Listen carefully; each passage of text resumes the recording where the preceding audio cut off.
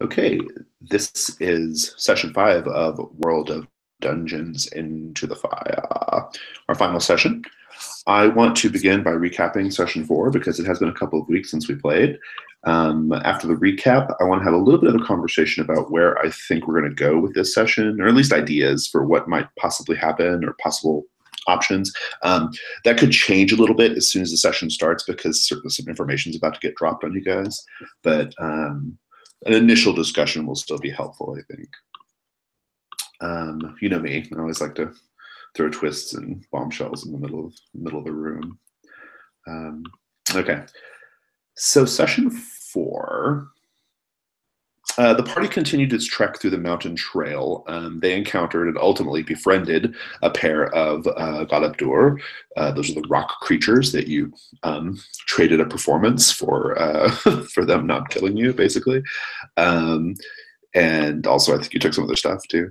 That was the thing that happened. You eventually reached Lake Dariun, where you picked up the trail of the missing knights, but you also ran into Flame. The dragon came, the dragon attacked Zalzane and Artis.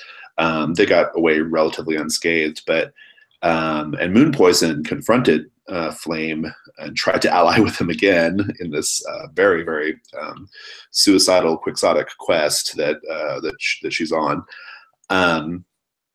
Flame, amused, did not hurt Moon Poison, but entreated her to bring the other two a little further up north to a leaning tower.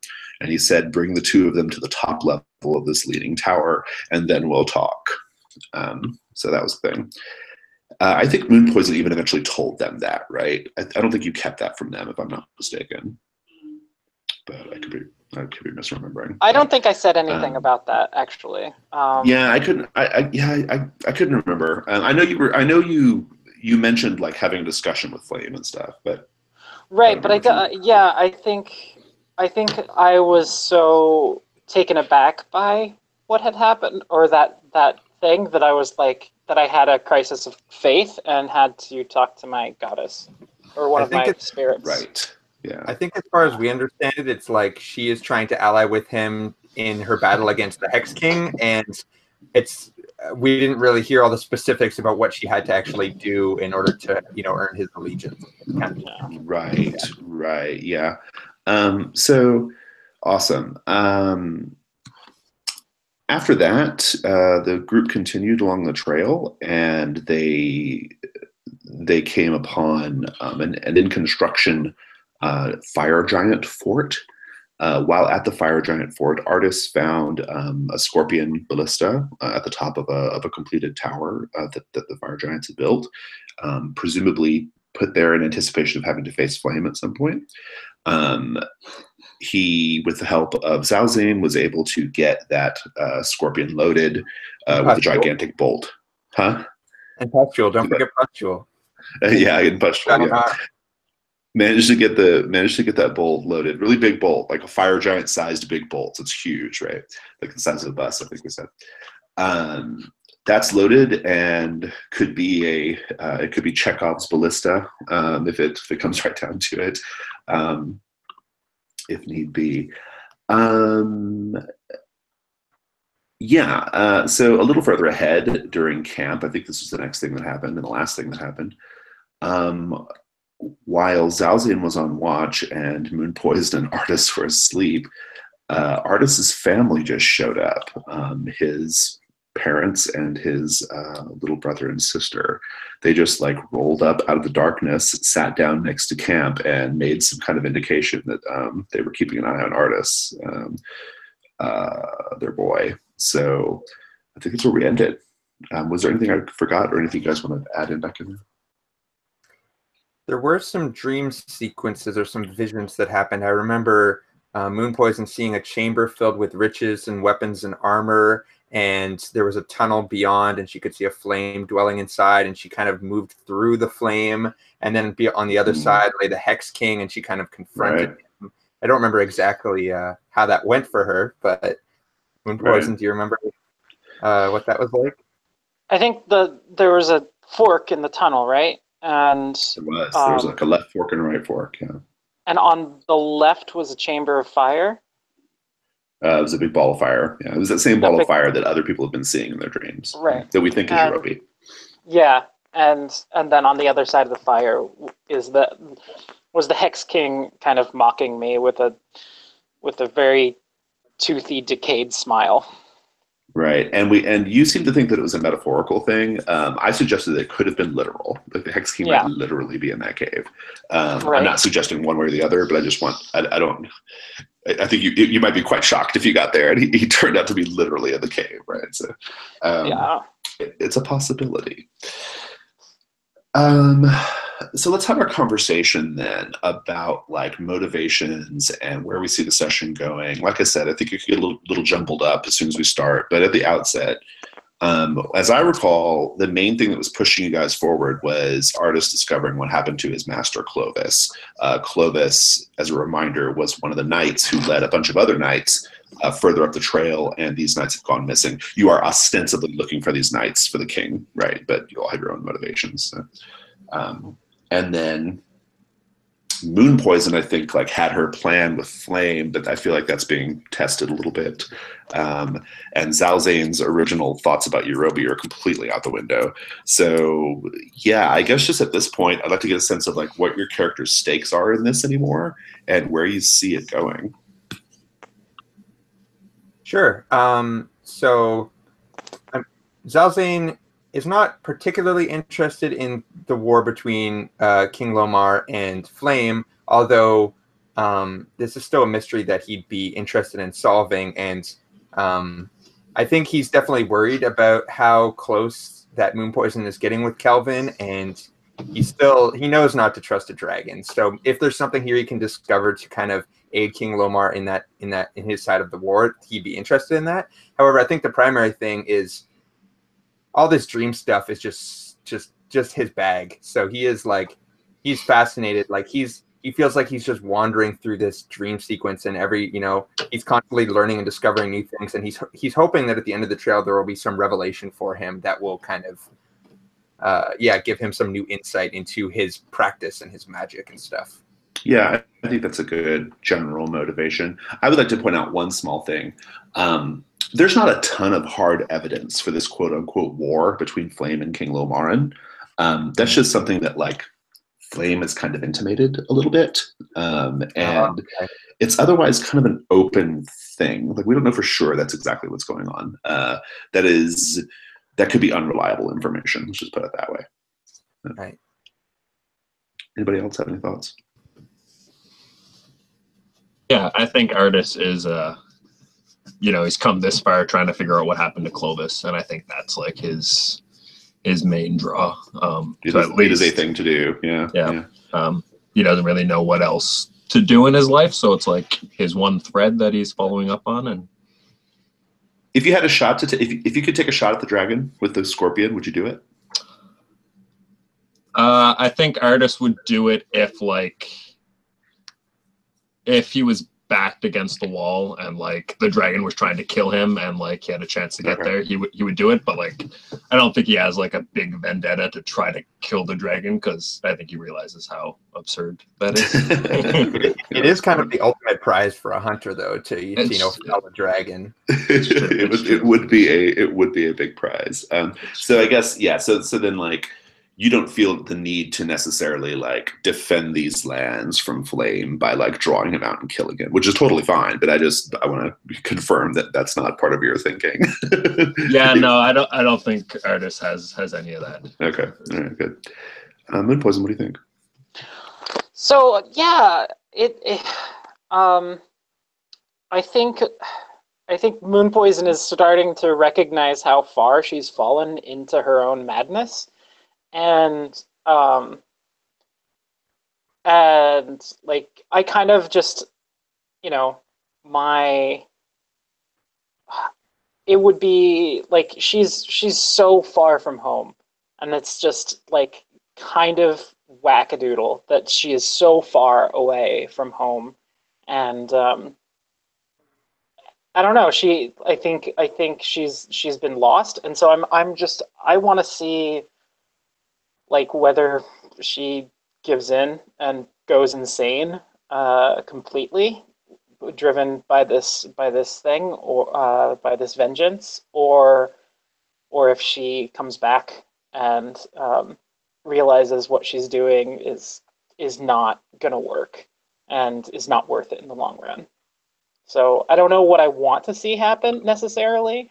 Um, uh, I don't particularly want Moon Poison's story to end here, but I also uh, I'm I'm also just curious to see what happens. So yeah, I'm open minded. I but like yeah, she's kind of going into the deep end at this point, pretty hardcore, and I hope she survives. Let's talk about flags. Does everyone's flag still feel reasonably fresh and applicable? Let me check. I I think that I always like for Zalzane to be someone that people talk to about dreams, or even specifically maybe just some of the confusing aspects of what's going on in these mountains, because that's definitely playing a toll on all of us, and I like that he's kind of the advisor for those kind of situations. And I still think that even though Jurek is gone, I still like that Artis doesn't totally buy into all of his ravings and might dismiss him a little bit. The third one's not still super interesting to me, but maybe I'll think of something to change. But I think they're okay for now.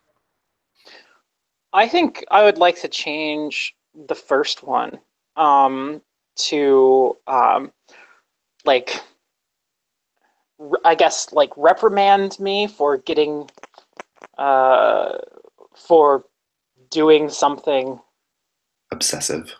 obsessive. Yeah, or out of yeah, reprimand me for doing something obsessive or quite frankly mad. For being a little too Bella-esque. Yeah. Mm-hmm.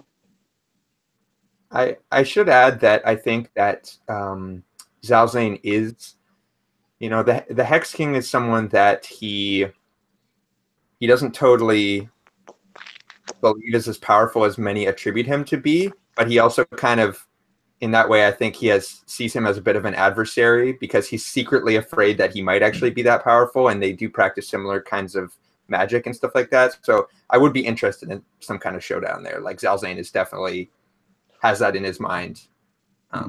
Nice. Yeah. All right. Interesting. Kyle, what do you think about Artis's flags? Am I unmuted? Yeah. Yeah, I think they all still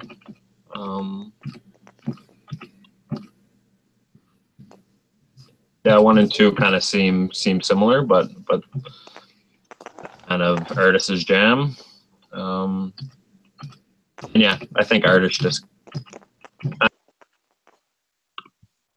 Oh, you muted yourself. You muted yourself, Kyle. Say that again. You probably because you were typing. If you type while you're talking, the Hangouts will mute you. So. Cool. Can you hear me now? Yeah. I think. Again. Yeah, I think that third one of like revenge when it's all over. Like I think Artis doesn't really know what else he's gonna do after this. So I think that's kind of what's burning in the back of his mind. But he's obviously like not super game to do it because it's dangerous and risky. No, for sure. Yeah. That one's going to get real interesting pretty quick. Good. The third one. Do you think that Flame killed your village? Like, is that a thing that you believe? No, that wasn't a thing. But it could be. We don't actually know how the village was burned down, right? Like that's an open question still, correct? Right. Yeah, totally. Cool. Awesome. I don't think I have anything else. Let's just take a quick 2-minute break. I need to get some water, but we'll come back in a couple minutes and get going, okay? Sounds good. Perfect.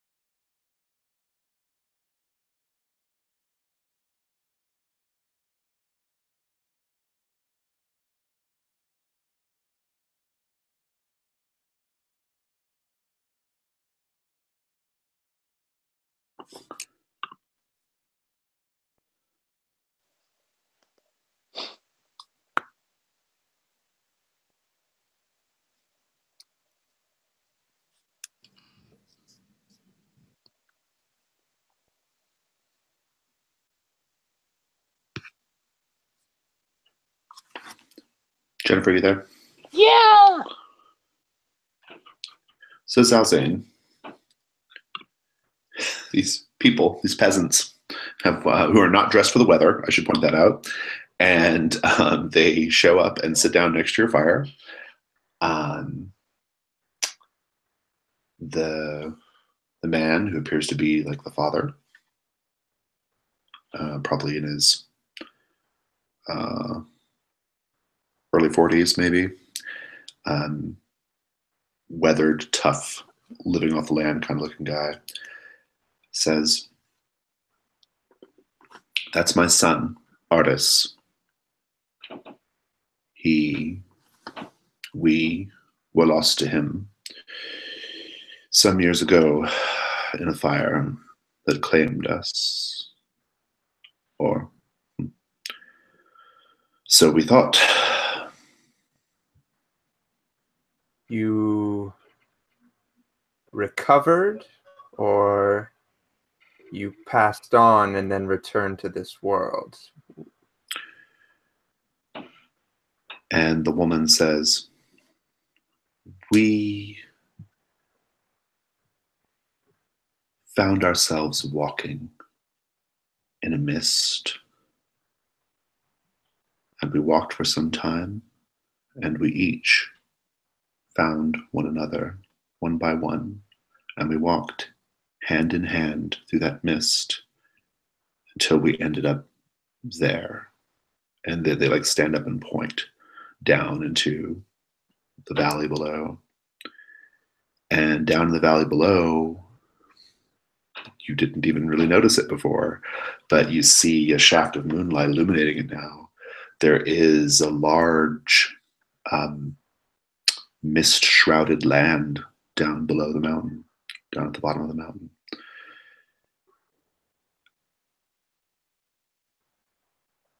You walked the mists, you say, together as a family, Yes. and it took you here to this place. It took us there to that place. This place is something entirely different. Yes, and it is not a place for a family. I do not doubt your parenting abilities. You've obviously raised a fine son, but what are you still doing here? There are threats around every corner.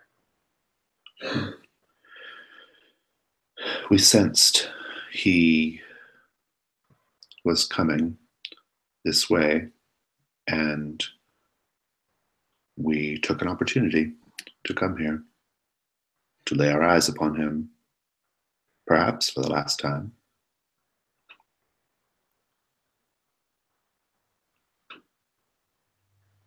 Well, he's asleep. If you wish, I can wake him. And they all kind of look at each other. And I think like there's a little boy who says, "No, if we wake him, he will want to come with us."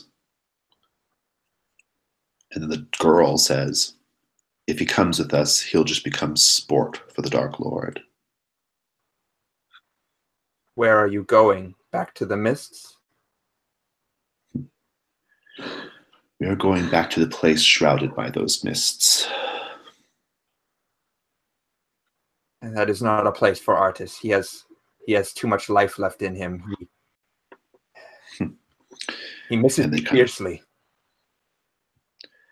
They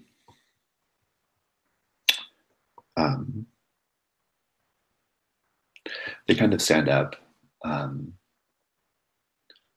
and they're going through the motions of like putting their hands by the fire, even though like you get the distinct impression that they don't need to. Like it's just a habit, it's just something you do when you're by a fire, right? Yeah. But you also get the distinct impression that they're flesh and blood. They don't feel particularly phantasmic to you, and you have experience with such things. Yeah, I didn't want to put a hold on there. I think Zalzane has been sort of putting on this conversation, and maybe he might continue a little bit. But I do think he's probing because he is very suspicious, and he's sort of a little bit putting on an act right now of like, you know, inquiry. But I think what's really going on in his mind is these could be, you know, pulled from Artus's dreams, like manifestations from Yorubi to trick cuts or something. Like he's very paranoid. Totally fair. Yeah. Roll plus wisdom. So yeah, sure. I don't know what Decipher exactly is for, but I guess that's more for like runes and things like that and arcane things. Cool. That is a 12. Oh, you get a bonus too. I'll just give you 3 total questions. Anything you want to ask? Nice. I'll answer maybe not completely, but definitely truthfully. Well, first of all, I think I conversed with them a little bit about Artus and his past, and I want to know because Artus has told me some details about his life when he was younger and interactions with his father, and you know, I might have even seen a little bit of that dream that he had with his dad, you know, by that lake, and I want to know if they are able to, if anything they say contradicts anything I already know, or if they seem to know more about him than I do. It all checks out. They don't seem like they're lying in that way. Yeah. Okay.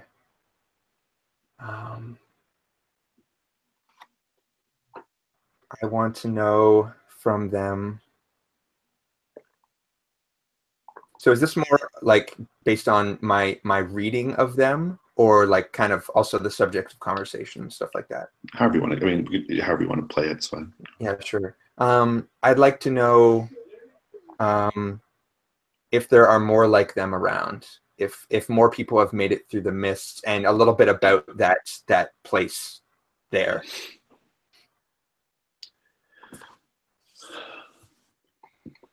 This is assuming this conversation is going on for a bit. They say, that place has many names, but folk like us, the common folk, we have, well, we call it Ravenloft. But we've heard it called other things, fancier things, by more powerful people. We're all common folk here. Common name will do just fine. Ravenloft. Yes. And it is not easily reached, but these mountains are one of the places where the veil exists, where you may pass through it. But the veil is dangerous. Oh, not many will come willingly. We are here because we know what we know.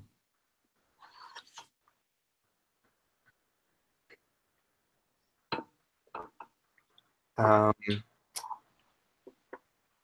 maybe assuming they've spent some time here, or maybe they at least know a little more about the area than we have, or may have noticed something beyond our perception. I'd like to know. I mean, Zalzane is especially curious about Yorubi, right? So I want to know, you know, maybe like, do they dream? Are their dreams affected? Like, have they perceived anything strange in that sense in this valley that could give us some further information to locating or to understanding Yorubi? They'll say, places like this, these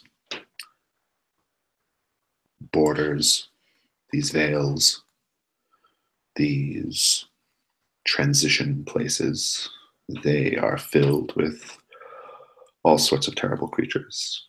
They say this is where ghosts come from. They say this is the place between the waking world and the dream world. All manner of terrible creatures are possibly watching us even as we speak here by the fire. But this creature you speak of specifically, no, never heard of it. Well, thankfully we are protected here. We have possession of the soul of a sorceress. She guards us as best as we know, at least, from any sort of threat like that. But it is good to know that there may be more like Yorubi around and more like yourselves. We need every resource we can get the further we press into this mountain. You are not likely to find more like us anytime soon. We are but simple villagers. We are but peasants.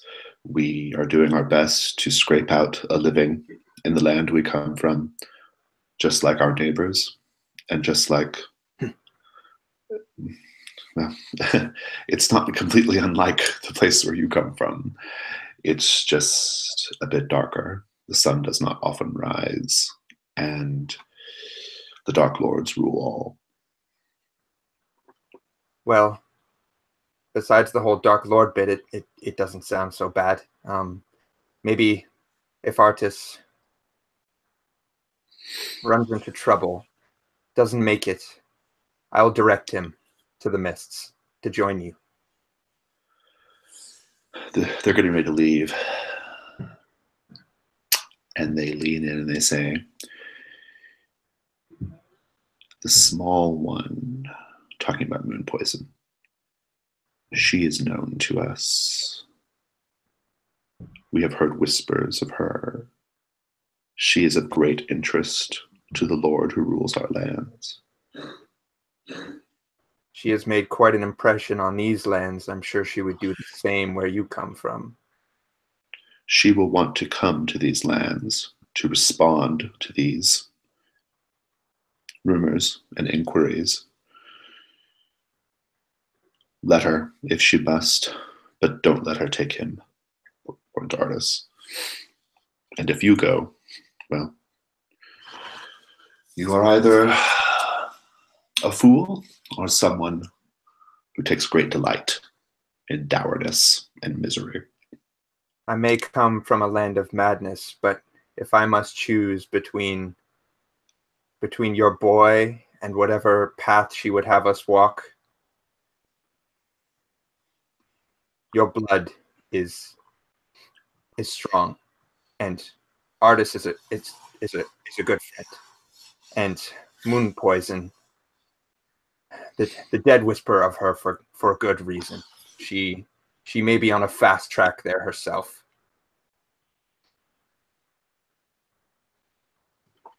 They leave. Yeah. So camp's over. We'll say it's early the next morning. Reroll hit points. Yes, you may.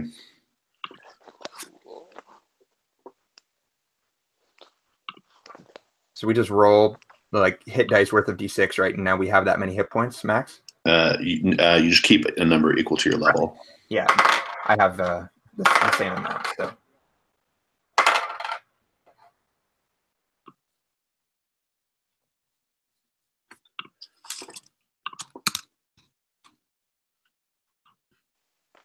I got 20. Wow.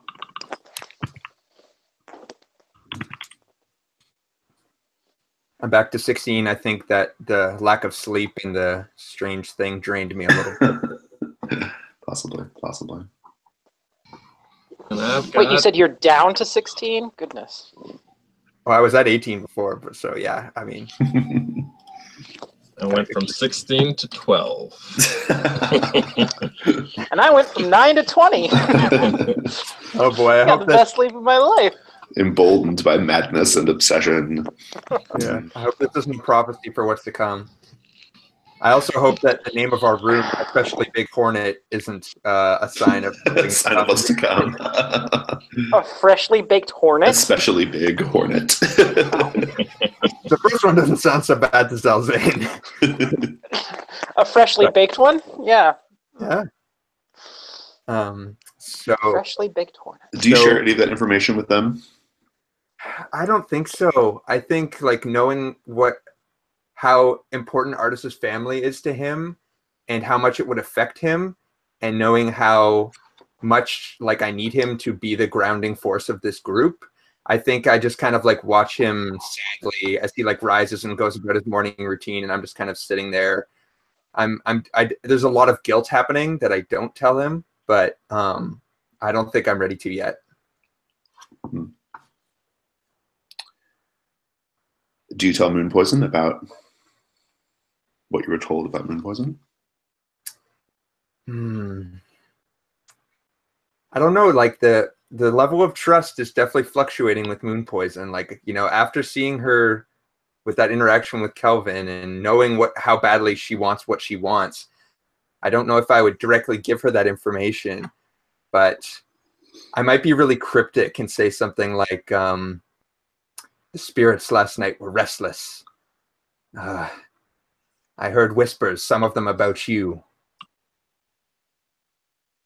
Oh, yes. What? Oh goodness. What did they say? Were they being mean?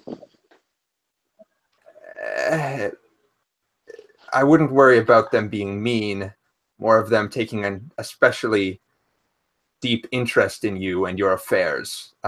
You seem to be quite popular amongst them, although I didn't know much of what they said.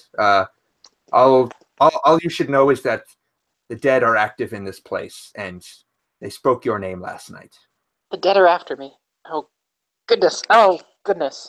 It might not be after you, just interested. What did I ever do to them?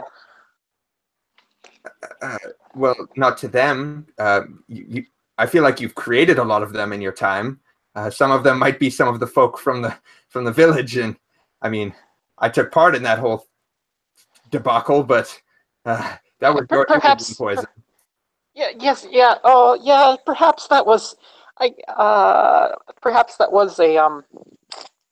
a foolhardy and quite possibly not good thing to do. All I'm saying is that Artis and I, we are eager to reach the top of that mountain, maybe for different reasons, but we all share motivations here, and I understand what drives you so desperately. But if you let it stand in the way of reason and common sense, the dead may take more of an active role in pursuing you than they did last night. That is all I seek to tell you. Well, so, okay. Can I tell you about something? I had a vision of sorts, and I don't know how to think about it, and it scares me, and I don't know. So there was this giant cave full of treasure and a dragon, and I assume who was Kelvin. And there was a tunnel, and to the right there was a way to go, and to the left was I assume Yorubi, and then beyond Yorubi, the Hex King himself. And did you? You didn't go to the left. I saw what was beyond the left, and it terrified me. I was told to avoid the left if a fork came before me, and you took that path. Well, it was a dream. Dreams are more tangible than you might think sometimes. What did you see? Tell me. The Hex King himself was sitting on a throne and smiling at me, mocking my foolishness. Well, and I turn to Artis and I say, we might have another greater foe to worry about in those mountains. I hope you have a full quiver of arrows. I do, but surely it's just dream nonsense, right? Like, just a dream. Artis, I would hope you have learned by now that a dream is not just a dream. It is, especially in this place, there are many facets of every dream, and they lead into reality. Even if the Hex King is not here, his presence is known here, and I worry that he may interfere with our meeting with our correspondence with the spirit or with the dragon. They're all in cahoots, I tell you. They're all in cahoots. We shouldn't dare talking about it. Let's back up camp and forge our way further. Perhaps a path will become clear, but remember, the left is not where we want to go. Just then, there is a roar,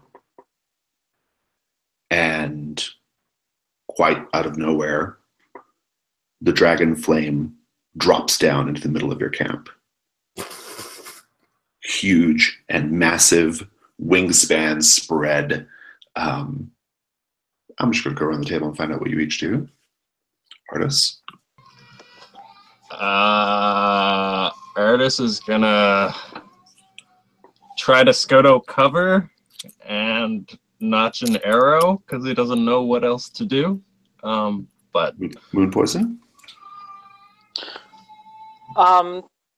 Yeah, she's gonna put on her owlbear skull helmet and try to find some place to hunker down and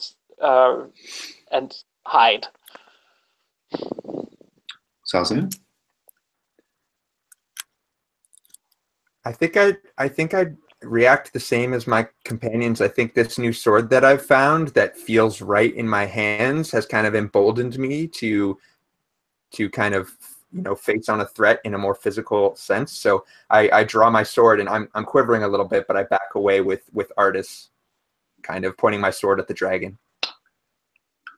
As you're all scrambling about, looking for cover, trying to figure out what to do, brandishing your swords, Flame landed right in the middle of your camp. I mean, like, basically right on top of you. And he swings his neck around a little bit and is looking to the left and looking to the right, sniffs the air a little bit, big, heavy, like snorting sound, right? And then he just takes wing again and keeps flying.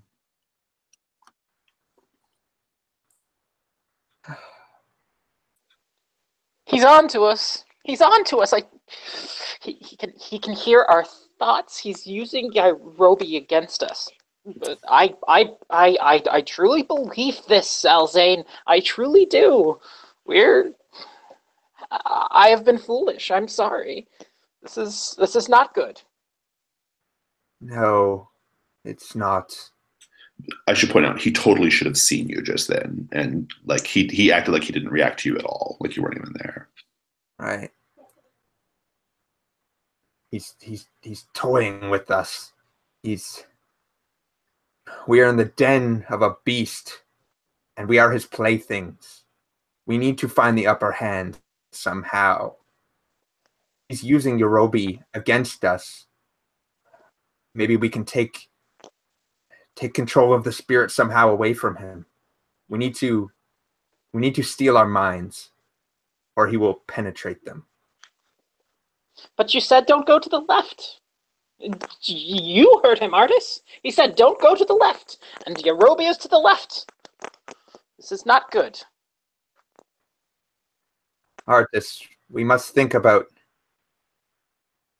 an escape plan, dispatching this dragon. I'd initially hoped to fly, to run beneath his wings before he found us. But now it seems that we may require a more direct approach. He told me of a tower where there are sleepers sleeping in this tower, and I think they are what give him and Yarobi the power. If we destroy this tower and the sleepers within, or free them, perhaps we could gain the upper hand you seek. Artis, what say you? Artis, at this point, before you say anything, you'll see Clovis coming up over the hill. He's wearing his sort of like tinctured blue armor, much like in that. It looks just like that vision that you saw him in right earlier. Kind of like azure cloak with his decorative silver, fastener. Salt and pepper hair, looks very much like you remember him, a little older, perhaps. And he walks up to you all, to you specifically, Artis, and says, "It's so good to see you." And he like claps his hand on your shoulder.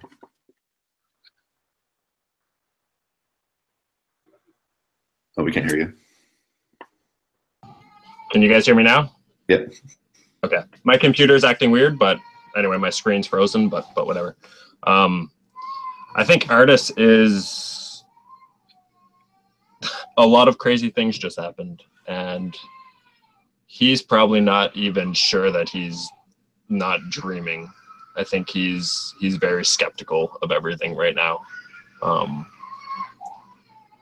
But I think upon seeing Clovis, he walks up to him and like puts his hand on his shoulder to like, even if he is dreaming, like does it feel, he's He like feels doing real. this. Yeah, it feels real. Absolutely. And he just came down over the hill. It just kind of came up over the ridge, like off the trail. Okay. So I guess he starts asking him questions like, where have you been? Like, what has happened? Like, He says, it is a lot to explain. I know this is probably very shocking to you all. Don't worry about the dragon. The dragon is no danger to you now at this moment. He cannot see you. What should we be concerned about, or where is this place, and why can the dragon not see us? There is much to discuss. And he goes up and he like shakes your hand, Zalzane, and your hand, Moonpoison. I think I just say, the longer we stay here, the stranger things become. Weren't you with a band of knights? Yes, I was. And now we are engaged in a very interesting project, let's say. You are all in a different plane of existence at the moment. Magicians and learned men call it the ethereal plane. It is a membrane of sorts between other states, between the waking world and the dreaming world, between the living and the dead, between life force and death force, really anything, any polar opposites, two different states of being. There is a middle place that exists between them both and connects them like the roots of a tree going into the ground, a network. That's what this place is. But there are trees. Yes, there are trees, but if you stare at them too long, they'll begin to lose their shape, or they'll go gray. And she starts staring at a tree. Yeah, it will. It'll eventually start to get a little fuzzy, your vision. This threshold, this point of liminality. Do you mean to say that if we have come here from the material plane, it might be just as easy to pass from here to another plane, to the world of dreams? Yes, yes, that's almost certainly true. Yes, there are probably many different states of existence. I haven't got all the facts yet, if I'm being perfectly honest. And the dragon is on the material plane.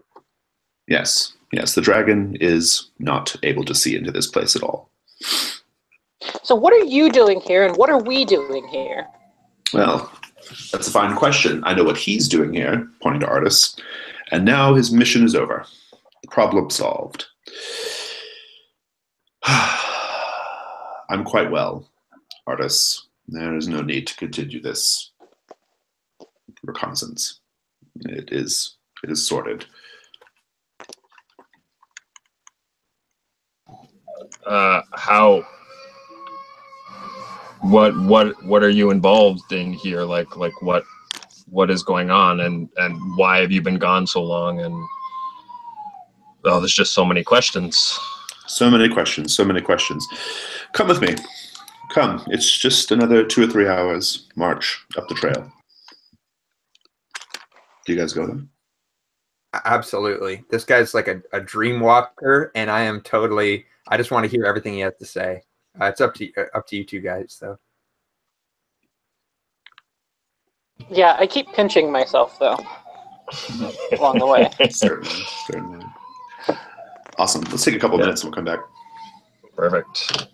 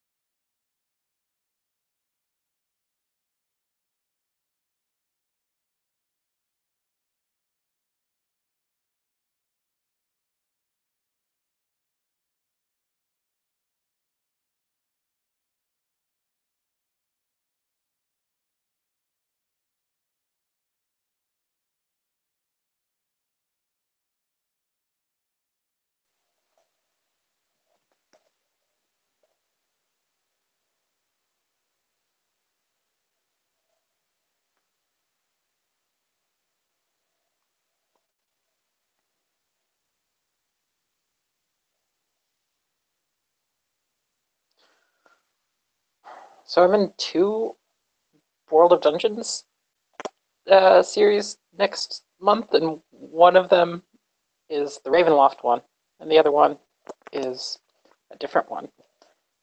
And I feel like I can't be 2 Moon Poisons.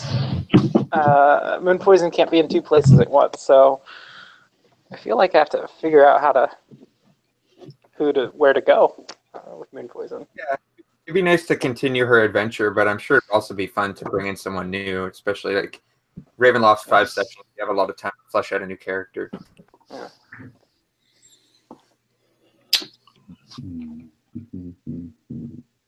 Yeah, you are signed up for the next series, Jennifer. So if you did want to continue, you have an easy entree there.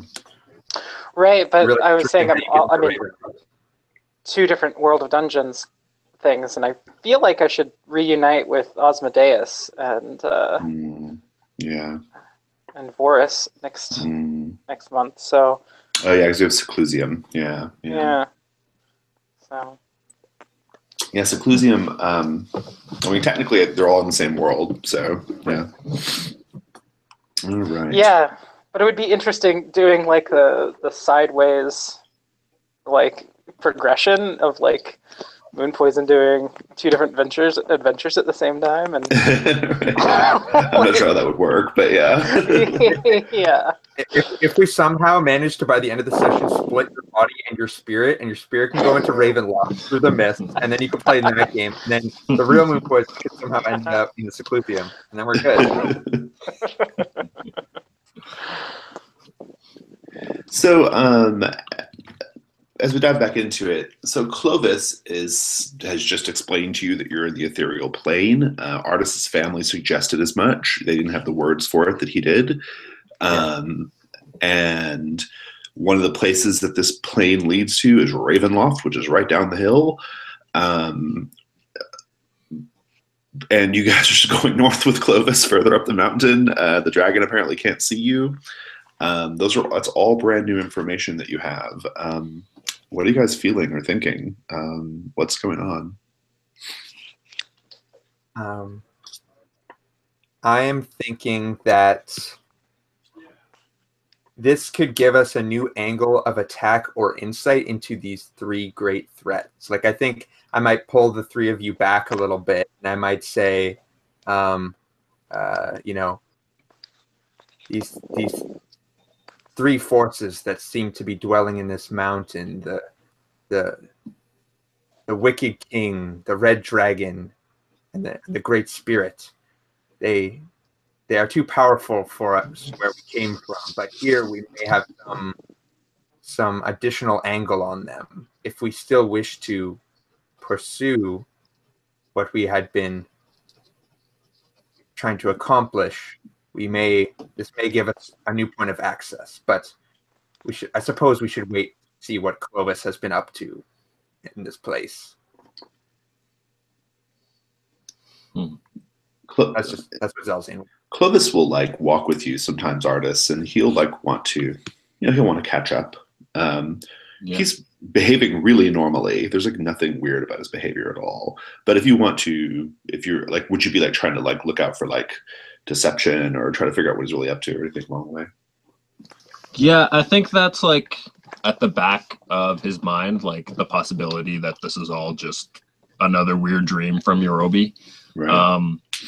But I think like in the moment he kind of lets his guard down, and it's just like, just like when he was a kid, and he's like peppering him with questions and, like talking like a mile a minute and just like being like wanting to know and find out everything. Right. Yeah.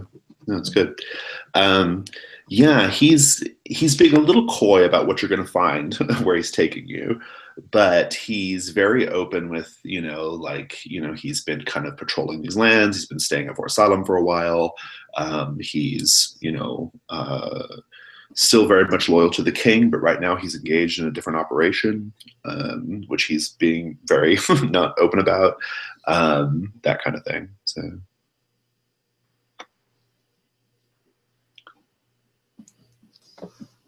And you'll eventually reach you'll be at a high point and you kind of look down into it, but you'll see what appears to be like a massive like crater lake. Okay, big huge crater lake. It's essentially like a giant hot spring because you can feel the warmth coming up off of it, right? I have a picture for the Google board. Throw it up there real fast. You guys can. Well, it's a map at least. It's not really a picture, but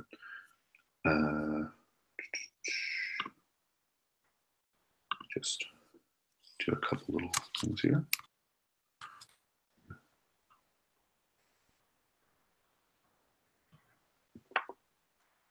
Yeah, that'll do.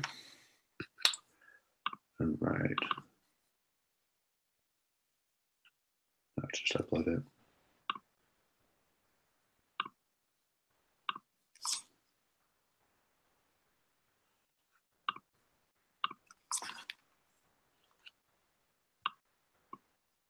And you guys are on this like, if you're able to look at it, you're on this like trail. There's a little trail that says like to area H. That's kind of where you're at, and you're looking down on that leaning tower, Moon Poison. There, that leaning tower is inside this like crater of hot spring water. And it is as anticipated. It's a tower that just is now leaning. Probably the shifting of the land beneath it because of the water filling the crater now has caused it to tilt a little bit. But it does have also, it also has like, it looks like it's seen some war. It looks like it's seen some battle. Lots of damage to it as well. And as you guys are going down, he says, well, there she is. Not much to look at, I know, but I think you're going to like what we're going to find. I think you're going to find it very, very interesting. He looks at you, Zalze, and I know you're going to find it interesting. I can tell just from the little bit that I have met you, sir.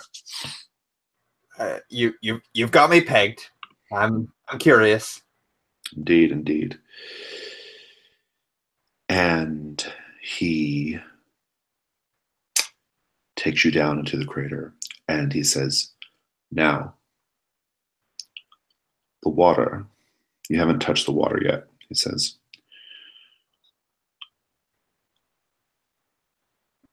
Stepping into the water, stepping onto this, there's like a little rickety drawbridge, plank of wood thing. He says, stepping onto this, stepping over the water, into the water, going into the tower, is the veil thinned. You will be back in, for lack of a better way of putting it, the material plane, the waking world. You should know that before you go. And before we go, I see that you have set up some sort of operation in this tower here. Of sorts. And I guess Moon Poison never told us No. details about the tower. Yeah, So Moon Poison knows something's going on up there, but like you guys don't know. Yeah, because I was thinking Zalzane might be apprehensive about going back into the material plane into this tower. But I think he is still suspicious and wary, and he says, Clovis, I know Artis has told me many a tale of your dead aim and the deeds you may have done, but in this plane we are safe from the dragon. We are safe from at least the physical threats in this mountain. Can you guarantee our safety if we re-enter the waking world? I can absolutely guarantee your safety if you go into the tower. I think Zalzane is mostly okay with this. I'm just really curious what Moon Poison thinks about heading into this tower that she heard so much about from the dragon. You're not him, are you? You're an imposter. An imposter? I think of that. Mm-hmm. Yeah. Mm. He's like, I assure you, little one, I am no imposter. You don't look like Clovis to me. Moon Poison. Artis has made it very clear that Clovis is to be trusted, and he's been so kind as to take us on a tour of this strange place. And we have No, to learn. No? no, he's not been so kind. Not him. He's a liar. He's a liar. Artis, what do you have? Don't, Should we trust this man? I mean, don't pay too much attention to her, right, Clovis? She's off her rocker, right? A silly creature. Yeah. Yes. But I do hope you'll still join us, little one. If It's a not, trap. I hope you won't mind if the three of us go up. Guys, it's a trap. This is the dragon. You know the dragon can turn into a person. I mean, he can probably turn into a very specific person, like your friend Clovis. And he probably knows what Clovis looks like because Clovis, he killed him and ate him. So this is the dragon. Moon Poison. The dragon found us and then left, and then Clovis showed up right then and there immediately. Oh, well, yeah, that's not suspicious at all. No, yeah, and this is the tower that Kelvin told me all about. He told me all about this tower. He was trying to. Away. I step onto the bridge. I think Zalzane has become exasperated at this point, and the line is sort of being drawn, and Artis has kind of guided him along this path so well so far, and he's putting a lot of trust in him, and he's been so paranoid about the whole red dragon thing that he is just, I think this display just puts him over the edge, and he steps onto the bridge. I think Artis puts like a hand on Moon Poison's shoulder and says like, wait, who told you about the tower? Like, what did they tell you about the tower? The dragon told me to take you to the tower and let you sleep at the top so that he would have you as his prisoners. That's what he told me. Zalzane's on the other side of the veil. He doesn't hear this clearly. Is that how it works? That's probably. I don't know. I don't know. Oh, that's what Moon Poison says, in yeah. So Zalzane, you went across? I mean, yeah. Like I think I got fed up and just was like, all right, Moon Poison, I'm going, basically, and just. As soon as you start walking across, if you turn back, you won't even see them anymore. Okay, so yeah, I'm out of there. And indeed, like, you guys will all still see Zalzane, but he's not responding to you anymore. Right. So I want to make it clear that I don't think Zalzane picked up on what you actually said in your whole blustering. So I want to still play him as if he doesn't know that the dragon told you about the tower. But you guys Right, obviously, of course. Artis obviously just learned this now. So. Right. Well, so Artis, what about you? I mean, Zalzane's gone over at this point, so I would turn to Moon Poison and say well, we can't leave now. We have to go forward, and Clovis puts his hands on your shoulders and says, Artis, it's perfectly fine. I would not lead you astray. Right. Yeah, I think Artis is Moon Poison's franticness is getting through to him a little bit, but still not enough. He's still going through. He's still gonna say yeah, I'll follow you, Clovis, but the doubt in the back of his mind is it's growing a little bit, I guess. She shoots Clovis. With an arrow, or do you just Pistol. She whips out her pistol and shoots him. Nice. Yeah, it works. I mean, you shoot him, and he reacts like you expect. It fires off loudly, and he reels back and falls back. And how much damage does that do? Well, I do 2d6 plus 1. Should I roll first, or because I took him by surprise? I think it's yeah. I'm giving you just the element of surprise here. I don't think you saw that coming. Okay. Well, that was 7 damage. All right. Yeah, he's on the ground. I don't think he's dead, but he's definitely like laying on the ground, artist, like bleeding, clearly in pain. Yeah, I think Artis would like tackle Moon Poison, and make sure she doesn't shoot him again. I guess basically. He's not real. He's not real. He's not your friend.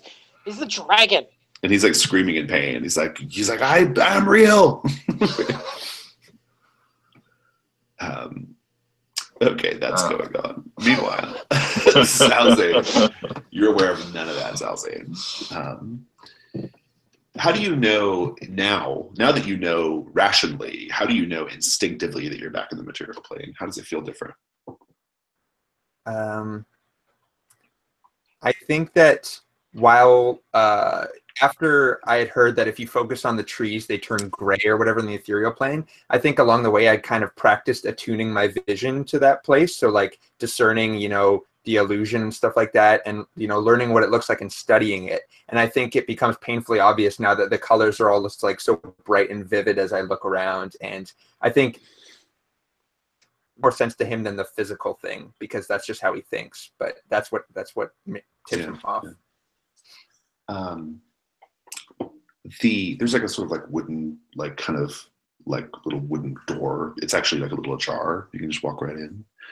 And yeah, it's got like circular stairs that go up to different landings. It looks like the first 2 floors are submerged under the water, but there are a couple more floors that go up. What do you do? I think like I walk up to the door and I stand there and I look at it for a second and I kind of look behind me like I'm waiting to see if anyone's going to follow me. And then I'm eventually just like, well, I'll investigate it myself then. And I just, swing open the door, head inside. And I think I climbed to the top, although I think,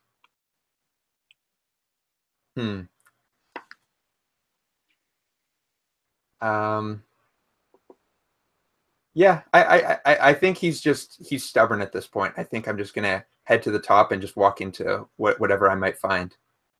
Yeah, there's a bit of detritus on the stairs and stuff. It's been cleared a little bit, but not great. And clearly the intermediary floors are not being used for anything because like they're just piled high with junk. But you get to the top floor, and the top floor, the stairway goes right up to like it just kind of steps right up to the floor, right?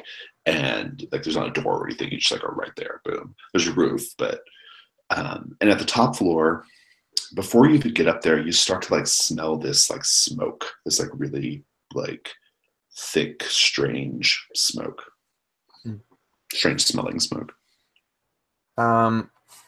Because I have a history in alchemy and herbology and all those sorts of weird witch doctory things, I wonder if I could make a lore roll to discern what's going on with the smoke, if there's anything strange about it. Yeah. Go ahead and roll intelligence. That's a 4. You head up to the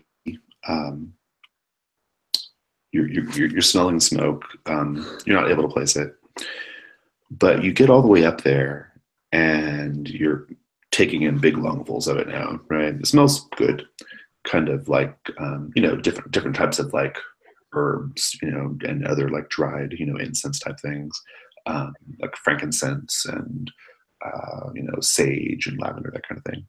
All sorts of different smells. There's a brazier in the middle of the room, and you see knights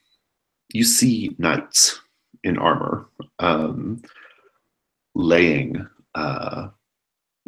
like on the ground comfortably, like they intended to lay down there.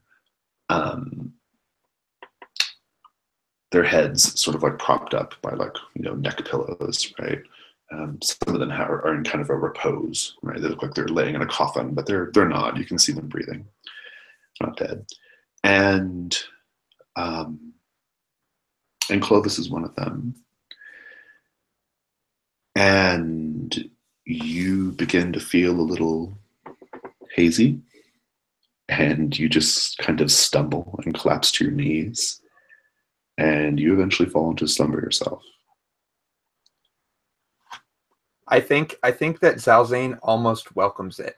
I think at first he's coughing and taking in lungfuls and trying to see around him, and maybe he even calls out like, Knights of Lomarin, or whatever, and then like he kind of chokes on that breath and feels himself getting lightheaded, and then realizes that he just he just lets it happen. Right. He's at that point where he wants to so desperately to know more. And this quest for knowledge is just kind of overcoming any sense of like better judgment, and he's just rolling with whatever happens to find out what comes next. Yeah, it's good. Meanwhile, Artis and Moon Poison, you guys are rolling around on the ground in the ethereal plane. At some point, you'll realize that you no longer hear Clovis, and he's just completely disappeared. I told you we couldn't trust him. I told you. He probably just ran off because you were trying to kill him. Yeah, that seems like a reasonable thing for someone to do. Yeah. I'm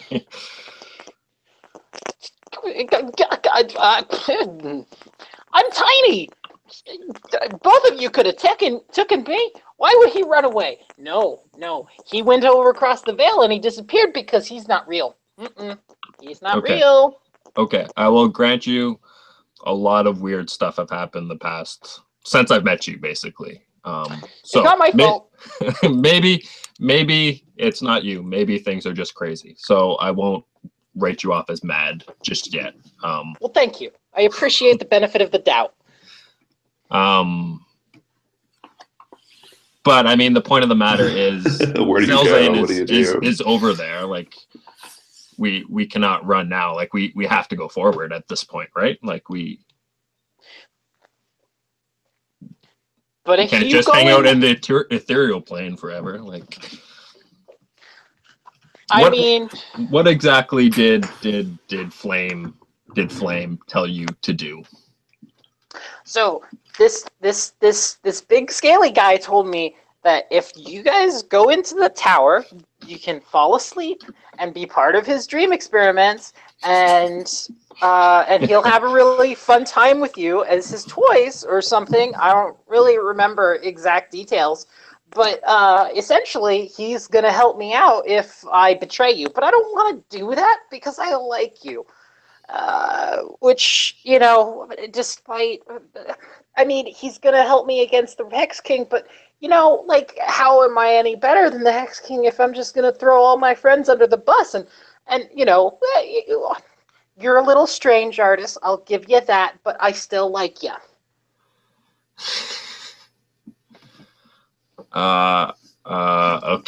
Okay. So we don't let that happen. Exactly. Thank you. Yeah. So what do we do? Well, I mean, we have to go forward, right? Like, we got to go at least rescue Zelzane if all this stuff you're saying is true. And the other prisoners, if that's, if this whole conspiracy you're spinning is what's happening. Yeah. How do we do that?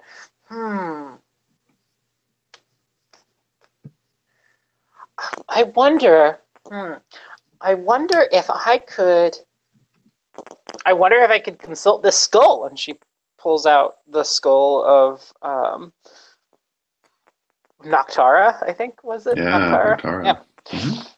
Maybe she can help us. Maybe she can extend the veil to the tower so that we can see what's going on in the tower without having to worry about falling asleep. That sounds like a plan. It's an interesting idea. Yeah. So you're gonna do an hour ritual? I think so. Yeah. So no, the skull is a magic item, so you don't actually have to do that, right? Because you have right. An hour. Save me. So I just knock on the skull. Noctara. Right. Yeah, as long as you have a magic item, you don't have to do the ritual. Roll plus wisdom. What do you want her to do?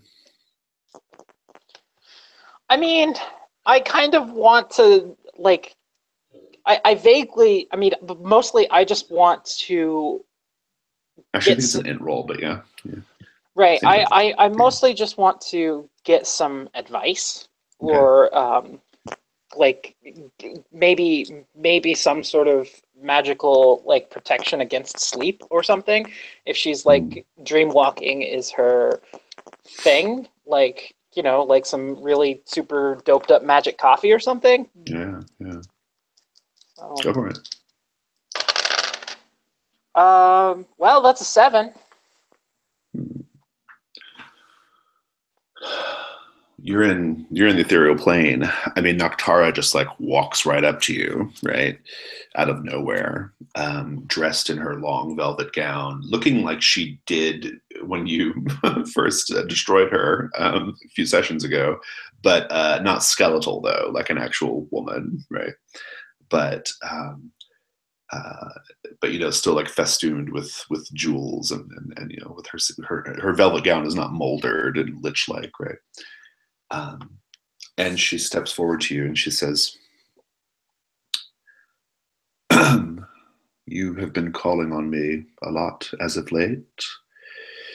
Well, we're buddies, right? We're friends. I will confess that until now I have not been able to see you very clearly, and I find myself somewhat, well, surprised by who has bound me.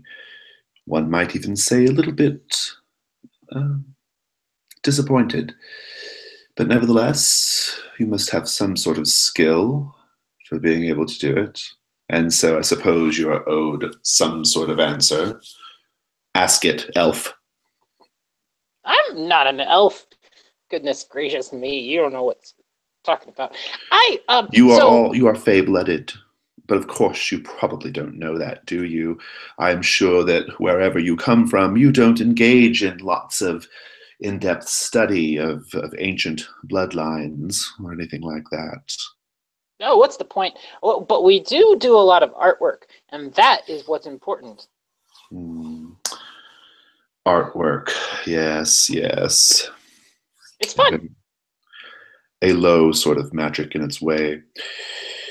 Ask your question, please. It's not a dead human.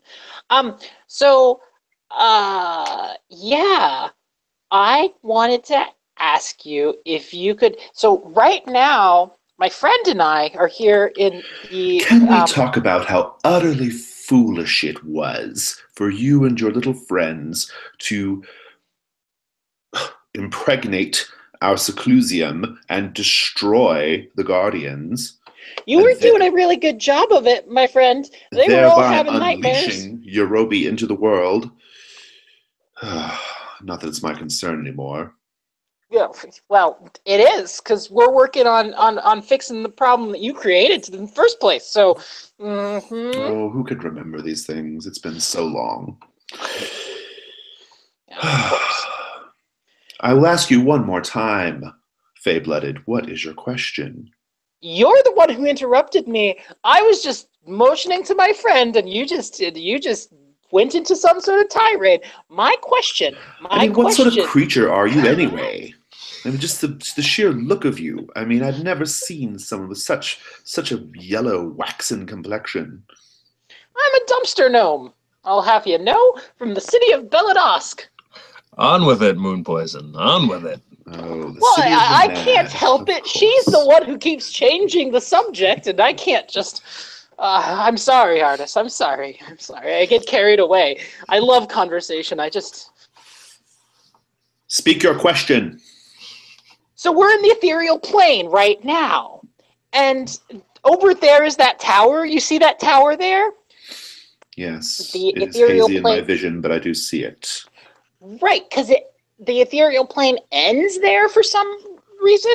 Could you extend it, or at least give us some sort of protection if we go into that tower? Protection from sleep, from dreams, from what have you. We just need to go into that tower and investigate it, but we're fearful that there could be some sort of magical going on that might put us to sleep, and we just need to save our friend and destroy that tower.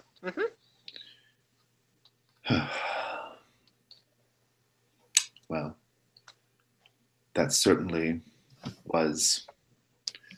I think that was a question. It felt more like a rambling statement. A sort of endless, practically liturgical entreaty. Art is up to the viewer to decide. Just now respond to. You're asking a thing that I don't have the power to do. But I'll tell you what that dragon is up to.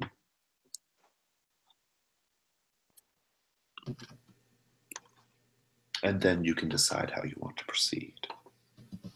Thank you. I appreciate it. The dragon did not know why he was drawn to this land. He has no idea what brought him to this far, cold place.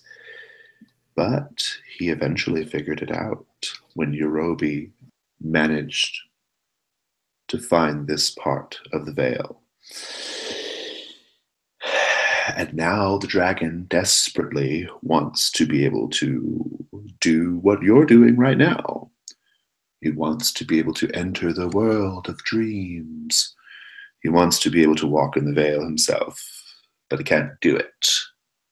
He can't figure it out. And so he thinks if he can collect enough strong-willed, powerful dreamers to lay at the top of his tower, that they will create a veritable torrent of dream energy that will allow him to, that will rip him through past the veil into this existence. It's all nonsense, of course, but that's what he thinks is happening.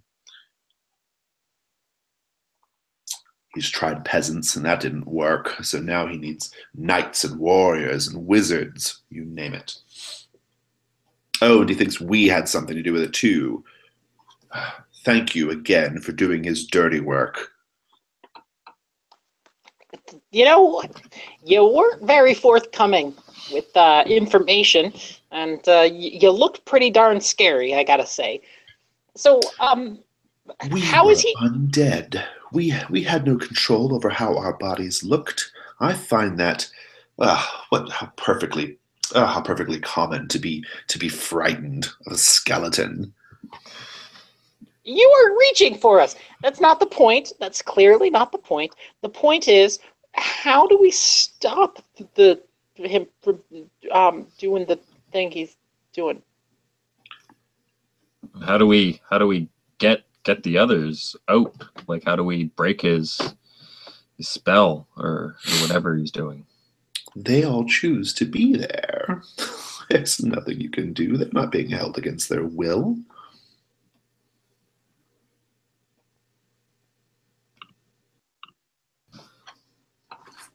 Are we quite done? Well, you didn't actually answer that question that we just had. I mean, you know, whether or not they're being held against their will, how do we stop it? Stop what? Them from dreaming. Wake them up. Go up there and wake them up.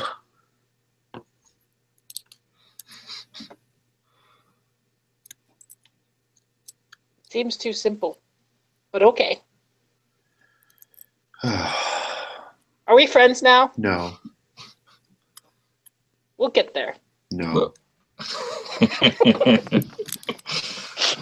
But before you go, why can we pass into the veil when he cannot? Oh, that's a good one. She says, well, it's all very, very complicated, you know. I mean, the arcane mysteries are many and varied and deep, and I don't really have the time or the inclination to explain it to you, because it would be far, far, far beyond your grasp, I fear. I can tell between the two of you that this is really something, and I don't really want to press you so much, but there are many, many very good and perfectly logical reasons why the dragon cannot pass into the ethereal plane, I assure you. Okay, good enough. Really? Okay. Well, I'll see you later, Noctara. You have a nice rest of your day. Lose my skull. And she walks off. As if.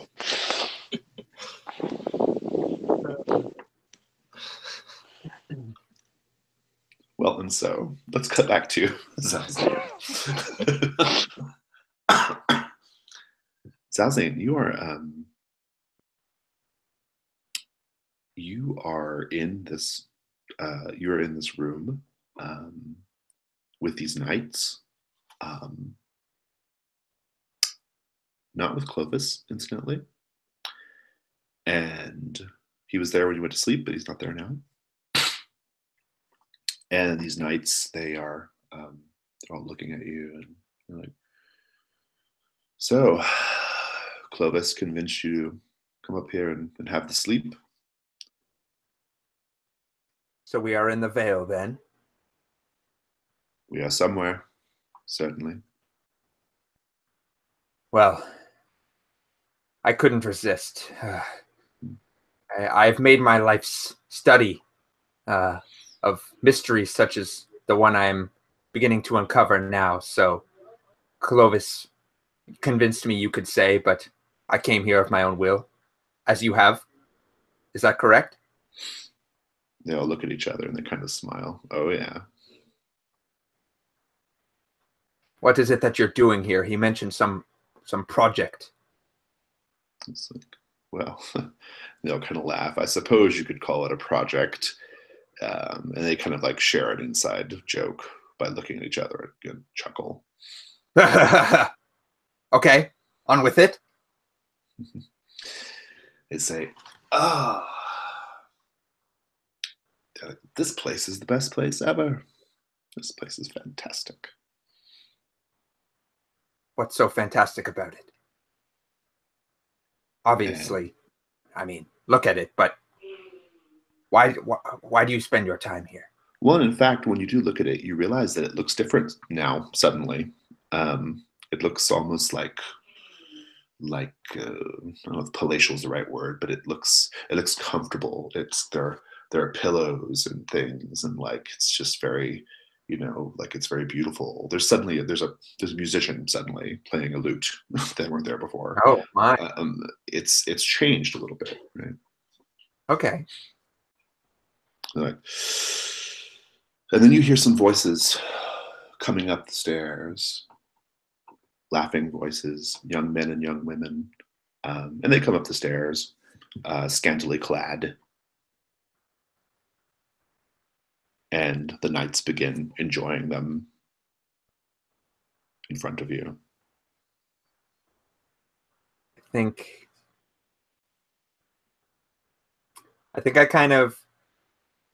I'm doing that thing where I'm sort of standing on the outside of the group, sort of like watching people have fun, but not really being able to comfortably engage in it. Like it would feel forced, like I'm, so I think I watch them for a moment.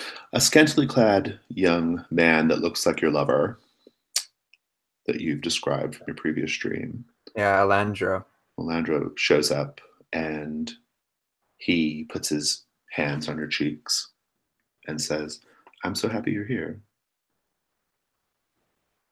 And that's really funny because that is just what was crossing Zalzane's mind before that happened. He had this half hope that in this dream world where people can exist, on a different level that they did on the material plane, that somehow his love could actually be here. It is. And his next step was to call on one of his spirits to search for Landro. And the fact that he has just, walked up behind him and put an arm around him, he's just floored. And I think that, he pushes you down. He pushes you down into a pallet of silken pillows, and he kind of like lays next to you, his hair kind of like falling over your face and neck a little bit, and he says, I'm so happy you're here. And I think you're going to find that you really, really like it here, and that you're not going to want to wake up anytime soon. I think I sort of like, at first I have trouble like totally believing, everything when I see him, right? I'm in disbelief.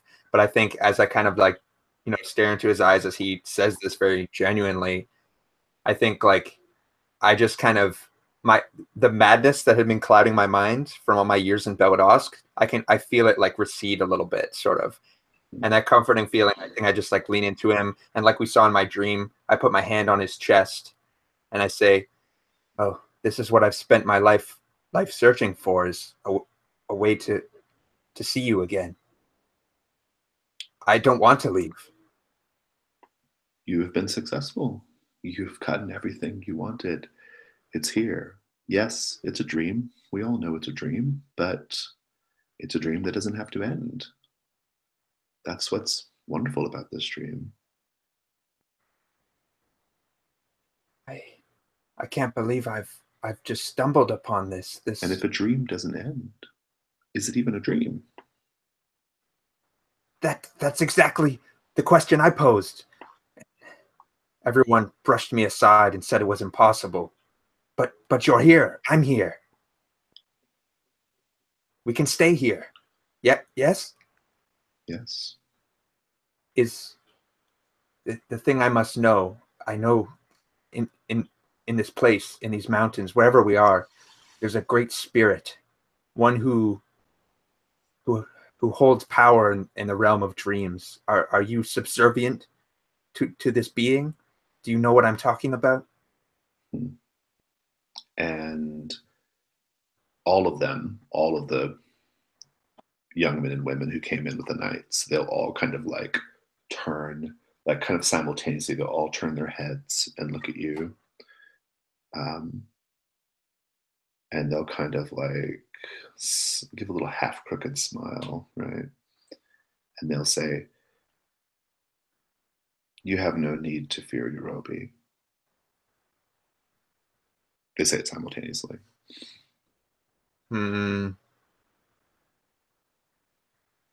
If there was a keep your cool roll in this game, it would happen right now. Indeed. And at that point, he will begin like stroking your hair and kissing you, and we'll say, "Enough talk." Yeah. I think there's a moment of unease, right? And like I feel the madness creep back in and the paranoia overwhelm me for a second, and then I turn back and see his face, and I think I'm rolling with the failure from before. I think I'm totally lost in this world. So it's going to be up to my friends unless something drastic happens. Indeed. Well, so Noctara happened. What do you guys do?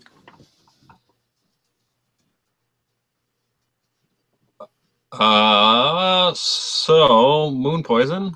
I mean, I guess it's just a rescue mission, right? Like, we'll just barge up there and we'll grab Zelzane and we'll drag him out of there, and we'll, I don't know, save whoever else we can. I assume they're prisoners or something up there. Prisoners of pleasure, it seems like, from what she was saying. They all want to stay there. Clovis wanted us to sleep there himself. He just... What was the point of that? Your friend tried to betray you. Maybe.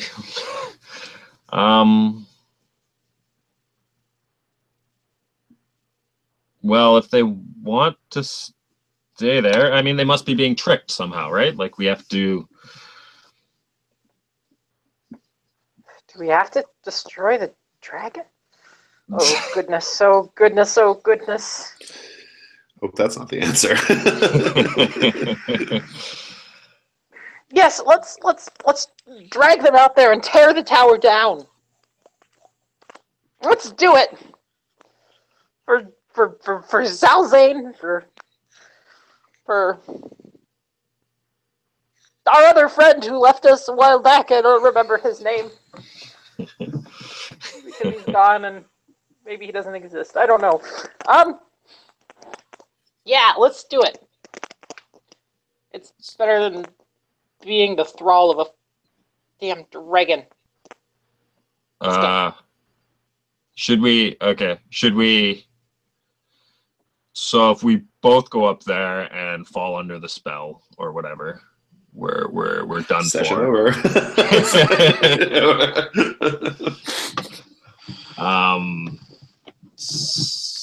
That would be a very like tragic way to end it, but it would be It's an a good ending. I mean, I think that's Zane getting the ending that he wants, basically. It would be an ending. Yeah, I guess I'm just afraid that if we both go up there, we might both be goners. I mean, what do you? I mean, what do you have that ties you to the material world anymore?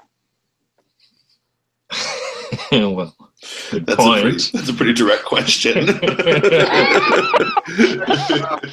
What reason do you have to live at all? There's nothing left here for you. Come on. Nothing left here for you. Yeah. If you go into the dream world, you'll be reunited with your family. Yeah, but it won't be real, right? It's just an illusion. It's just, you know. I mean, you know, there's this guy, right? There's this guy. His name is Zappano, and he thinks that this is a dream world. So, you know, well, so maybe you're already in a dream, and that's the real one. I don't know. I think that Zalzane's lover's question was quite profound. Like, if the dream never ends, is it a dream anymore? Right. Well, then Artis would just like circle back to like, obviously the dragon is, you know, harvesting all this for some nefarious purpose. Like, It thinks. I mean, the sorceress seemed to think that like the dragon was wasting its time, but oh, true story. Well, should we just tear down the tower? Just push it into the lake? I mean, can we? yeah, how would you do that? What would be the device by which you accomplish this? It's already leaning.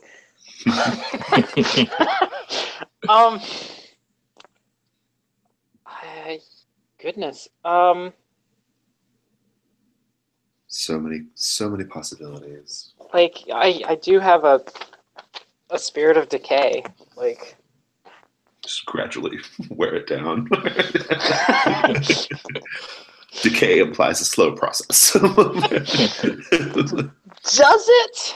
Does it though? No. Yeah.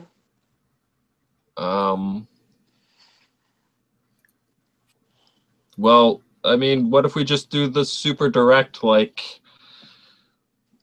run in there, grab Zelzane, and run out, and then, like, see where his brain's at, or, like, see what's happening to him.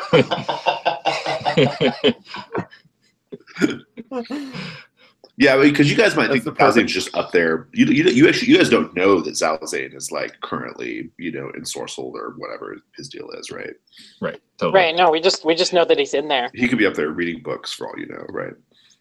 Right. Well, let's leave this veil, right? Let's get out of here. I guess maybe. Well, hey, if we're in the immaterial veil, do you think that we can affect the physical plane? From Where we are now? Do you think we could, like, assassinate the dragon while we're in this plane of existence? maybe? Certainly an intriguing idea. How do we do that? Do we even know where he is? Can we? Yeah, he's actually away from his roost at the moment. Oh, you're like dream hunting him. That's like what your Roby is. That's so badass. Because it's his magic, right? That's unclear, actually. Yeah. Probably, but yeah, but it's also it's probably some combination of his magic and Yorubi. Like I think he doesn't quite understand how it all works. So.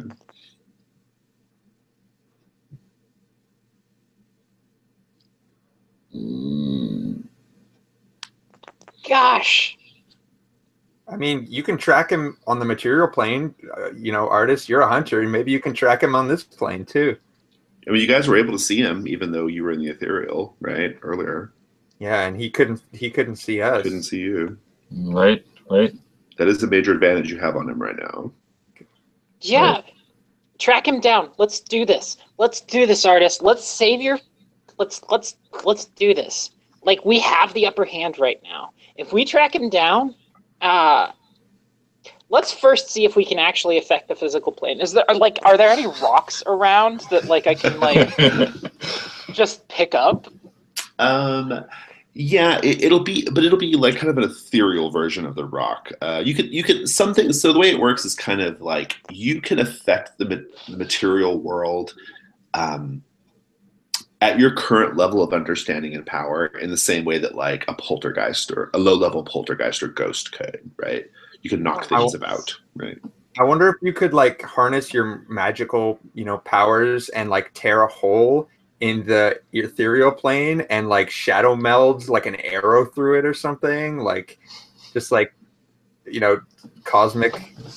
Yeah, doing magic in the ethereal plane, that's a whole other ball game, right? Like, right, yeah.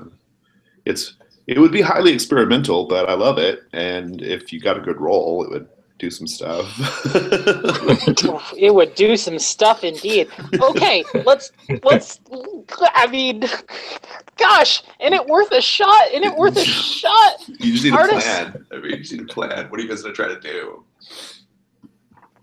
Well, I got these other spirits here. One is one of decay. I could use him to zombify.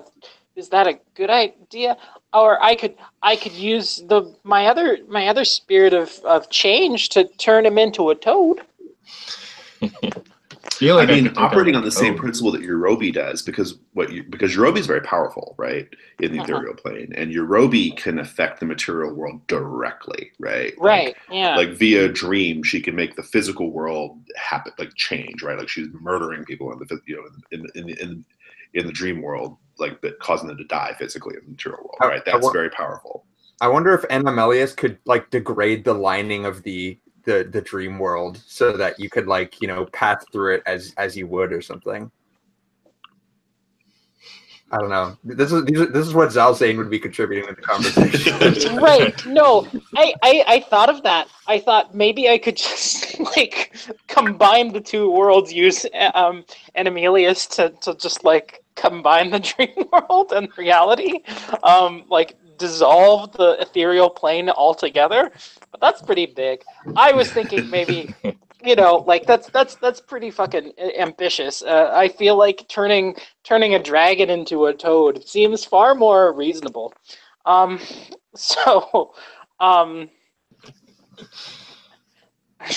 we try that?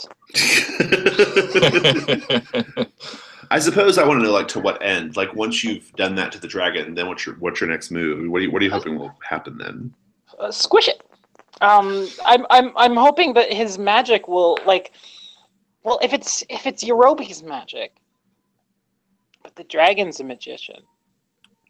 But I mean, yeah, it must be largely the dragon, because we only recently let Yorubi loose, and the knights have been there a long time. Right? So, yeah. Maybe. I'm really fond of your idea of merging the planes. I think that only good things come of that. Raven, the portal to Ravenloft is basically the same thing. And if you got these spirits on deck, I mean, you do you, Moon Poison, but that's. I mean, sounds- that it would sounds really fucking that would fuck this world up immensely. Be really interesting. I would cause an apocalypse again. It might not be that intense. It could be like a portal type deal or something. But I'm gonna back out, and you guys make the call.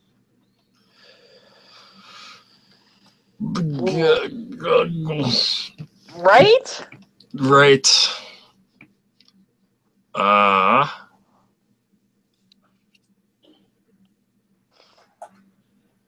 I mean, yeah, we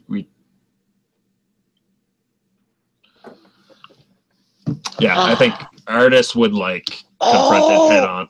Oh. So Sounds good. Yeah. So wait. That sounds really good. Wait. The dragon wants to come into the ethereal plane, right? Right. So the dragon's trying to accomplish. Let's give him what he wants. Let's let him in. He can't do anything in here. So let Right? him in so that he can't get out. I think he wants So he wants a two-way operation. Yeah, let's trap him in the ethereal fucking plane. Right. That seems right. pretty reasonable, actually. Yeah. That sounds like the best plan we've come up with. You know who you're gonna have to talk to again, though, right? Because that's clearly her forte. Yeah. Okay. So you track down the dragon, and I'll open up a portal to let him in and be like, hey, buddy, we learned what you're trying to do, and we got your ticket right here. So Right. while you guys are having this, figuring this out, are you still in the ethereal while you're having the conversation? I think so. Oh yeah. Yeah. Okay. All right. Well, let's cut back to Zalzian for a minute.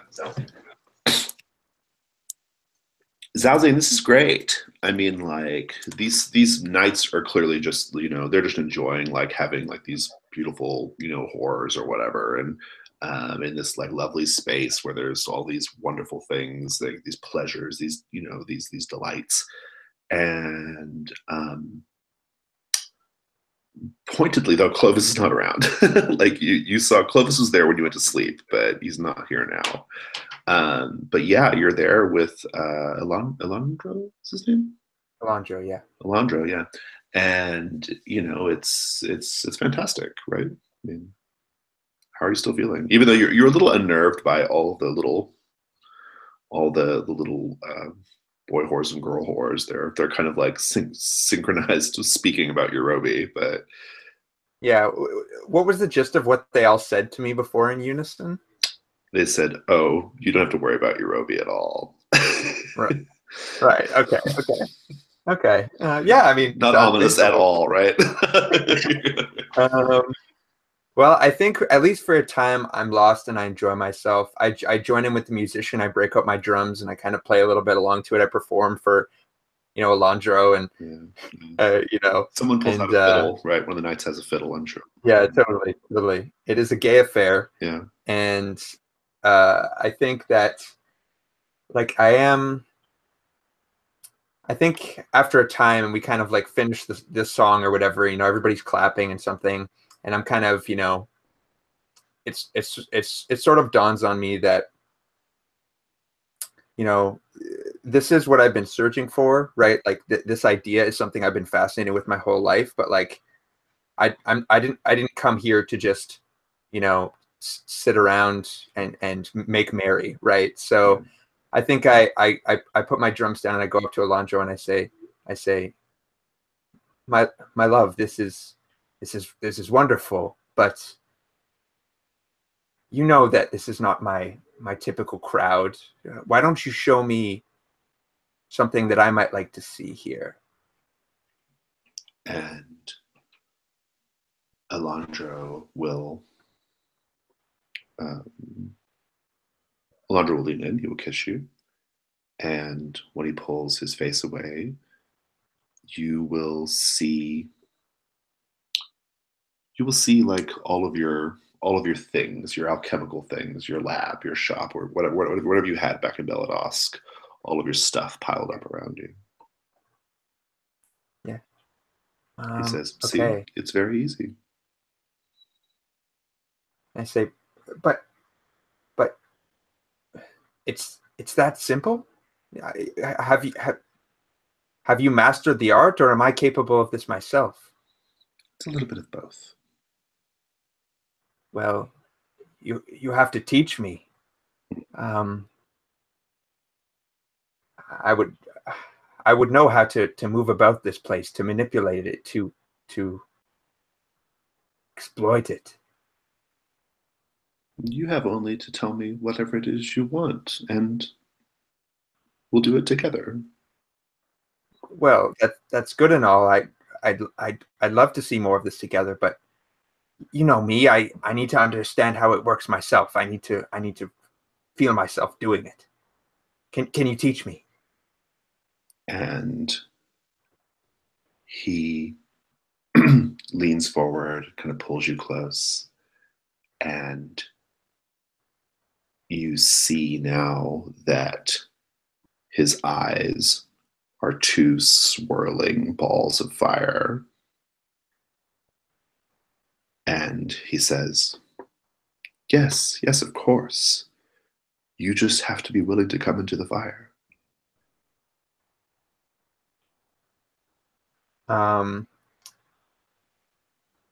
I think I stumble back and bump into a desk and knock over one of the beakers that's in my alchemical lab or whatever, and steam starts hissing, and I'm kind of backing away from him, and I think I say, Andro,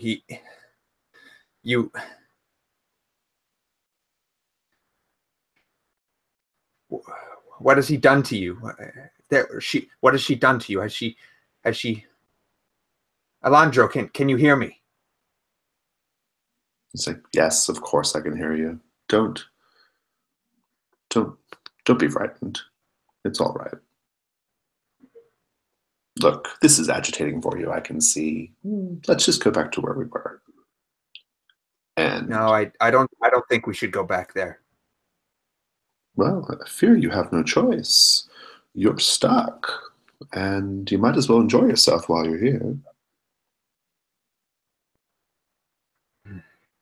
You are not him. And I think I take a bunch of the alchemy stuff from the table, beside me, and I just splash it all towards him, and all this mixture of all these bubbling potions and poisons and herbs and stuff. I'm rolling the die of fate to see how this turns out. The die of fate is the perfect way to narrate dream sequences, because it's kind of just what weird shit happens next. Right? Yeah. I rolled a 3, so okay. You do that, and it's you throw stuff at him, and he kind of falls back, like it actually hurts or whatever, and he's like. He just kind of shakes his head and says,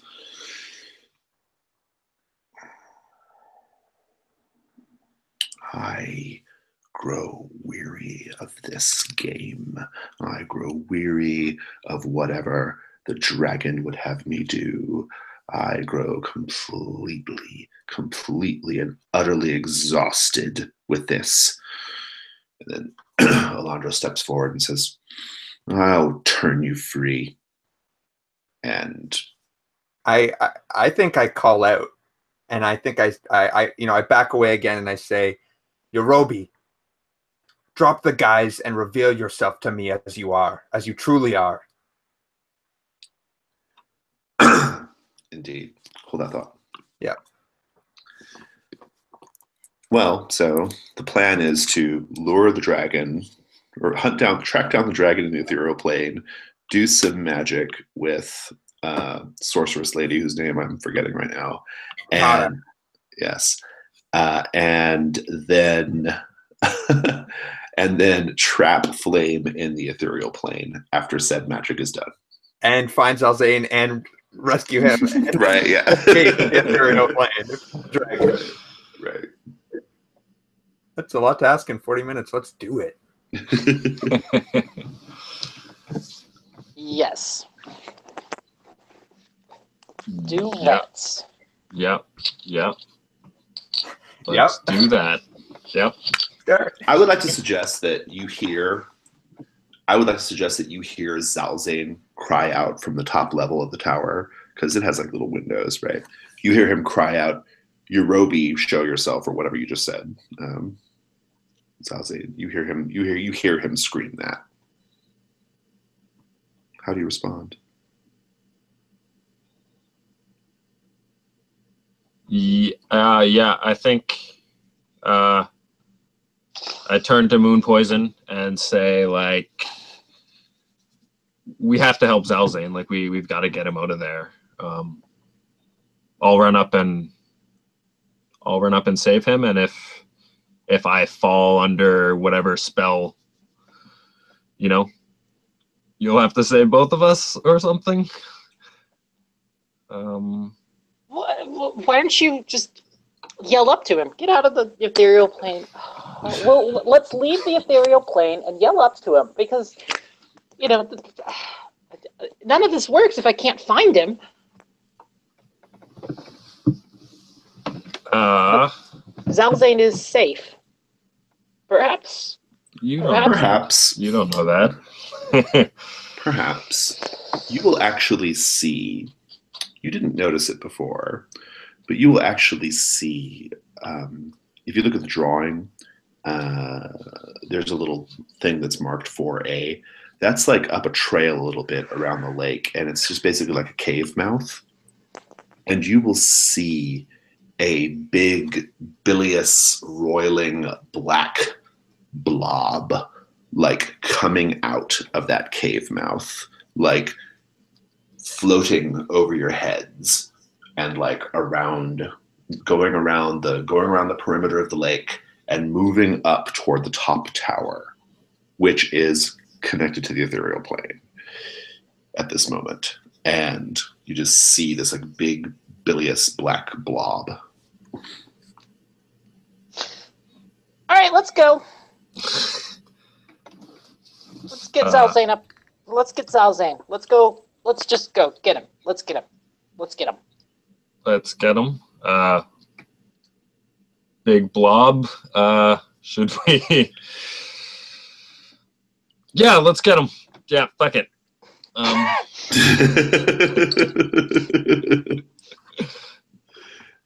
Do you run across the bridge? Are you guys like planning on? Because if you leave, you assume. Well, maybe your characters don't know this, but assumedly you couldn't come back in to then somehow pull him through, right? Unless you found another way in. But maybe I guess the interesting question is: are you more concerned about saving me, or about this plan actually going through the way you had planned it?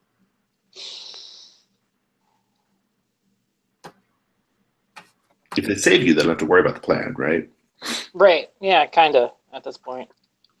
Well, still a dragon, but yeah. Right. Leave the dragon alone. So can we stay in the ethereal plane and get nearer to the tower? If to go inside the tower, you have to cross back into the material, which is what you need to do to rescue Zalzane, right? You just got to grab his body and wake him up. Yeah. That's out of character, but yeah. Right. You did hear me speak, though. Yeah, you heard him speak from the you can hear. You guys are able to see into the material even if you can't interact with it. So there's some level of sensory crossover there. Does anyone have sonic boom? Yeah, let's just go. Let's go get Zalzane. Get him out of here. Mm-hmm. Now leaving the ethereal plane seems like we're shooting ourselves in the foot. You want to go get him, and I can stay here and somehow communicate with you from the. I'll just pick up a stick and start writing in the sand. And you go get Zalzane. Well, if I went and got Zalzane, and then you tracked us from the ethereal. Meanwhile, I'm going to cut back to Zalzane. What'd you scream at Yorubi again? I said, Yorobi, drop the guys and reveal yourself to me as you really are. And I imagine that it would like just flash to like, you described the scene, but I want the face to face with this great spirit of dreams. That's all Zalzane wants in this confrontation. Yeah.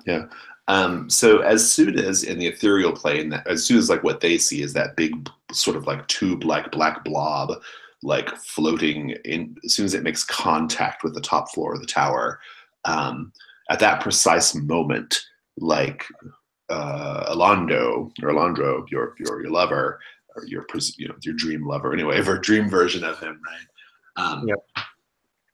As soon as that happens, like he just like takes his hands and puts his like digs his fingernails into his like forehead, right?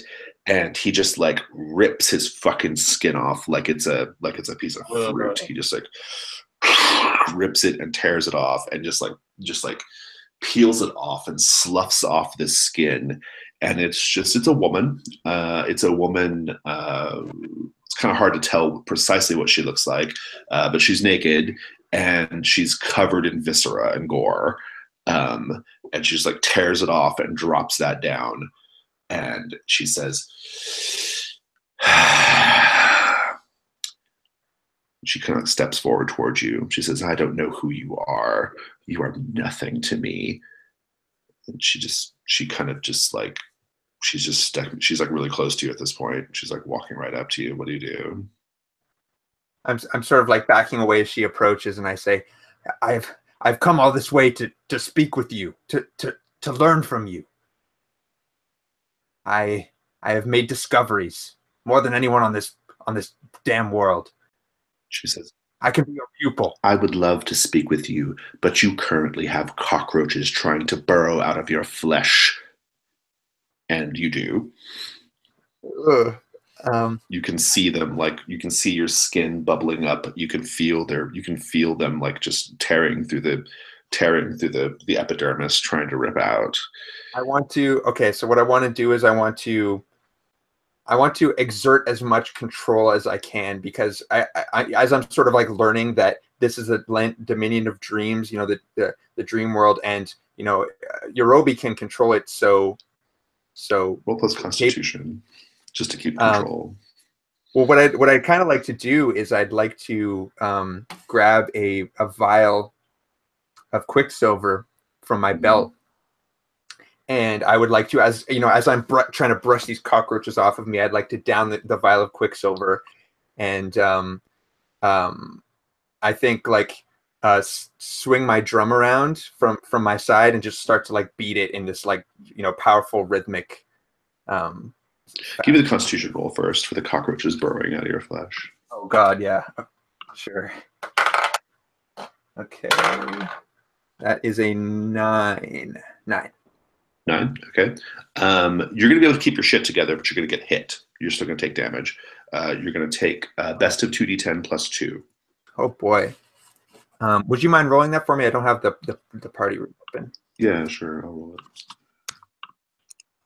All right. So you took 10 points of damage. Ooh, okay. What does that put you down to? That gets me down to 6. All right. Well, so now you're gonna like beat your drum. Yeah, and as the cockroaches are still burrowing out of my skin, I'm sort of like gritting myself against this and trying to make it less physical and visceral, because I know that it's not real, right? And I'm beating my drum, and I want to summon Orshana to me, who there's a picture of in the image board. She's sort of like this. I still have to roll for this, right? Or yeah. Oh yeah. You still have to roll. Like I think if you're beating the drum, to do it quickly, I think it's probably just like intelligence, right? Okay. And yeah, so I guess we'll see how it goes. Well, it's also kind of a dream battle, so time is a bit like stretchy. It's kind of a duel sort of like thing. We're not dealing with 5-second rounds here. So. 5. Awesome.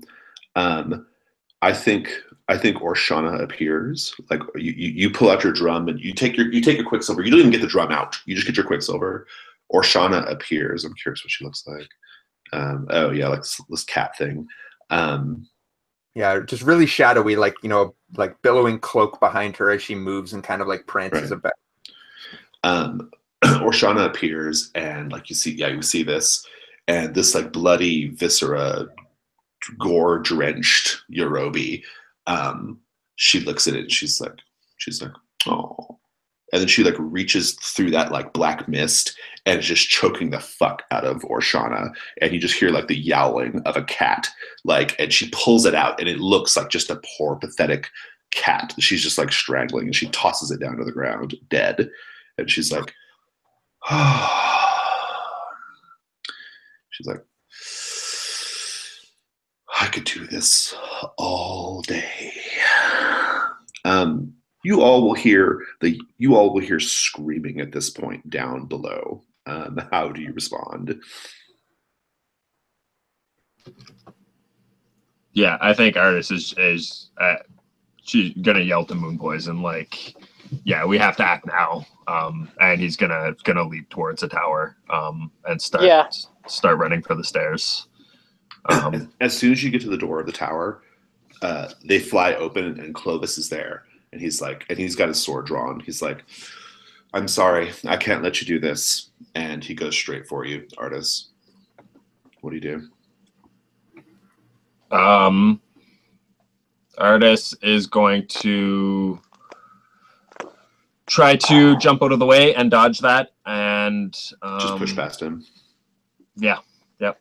Give me a con roll, basically kind of taking the head. Cool. Yeah. Let's do 2 of these. Just hip check this fool. Do that. It's not going to be great. For 5. 5, yeah. I think you run up. He's just like, he's very good. He's a knight. He kind of like just like, you rush up, try to push past him. He kind of like pulls you close, and you get past his sword, but he's got a dagger, and he kind of plunges that dagger into your side, and then just like kicks you into the water. You just go splashing into the water. You take a D6 plus 2. And he says, what about you, little one?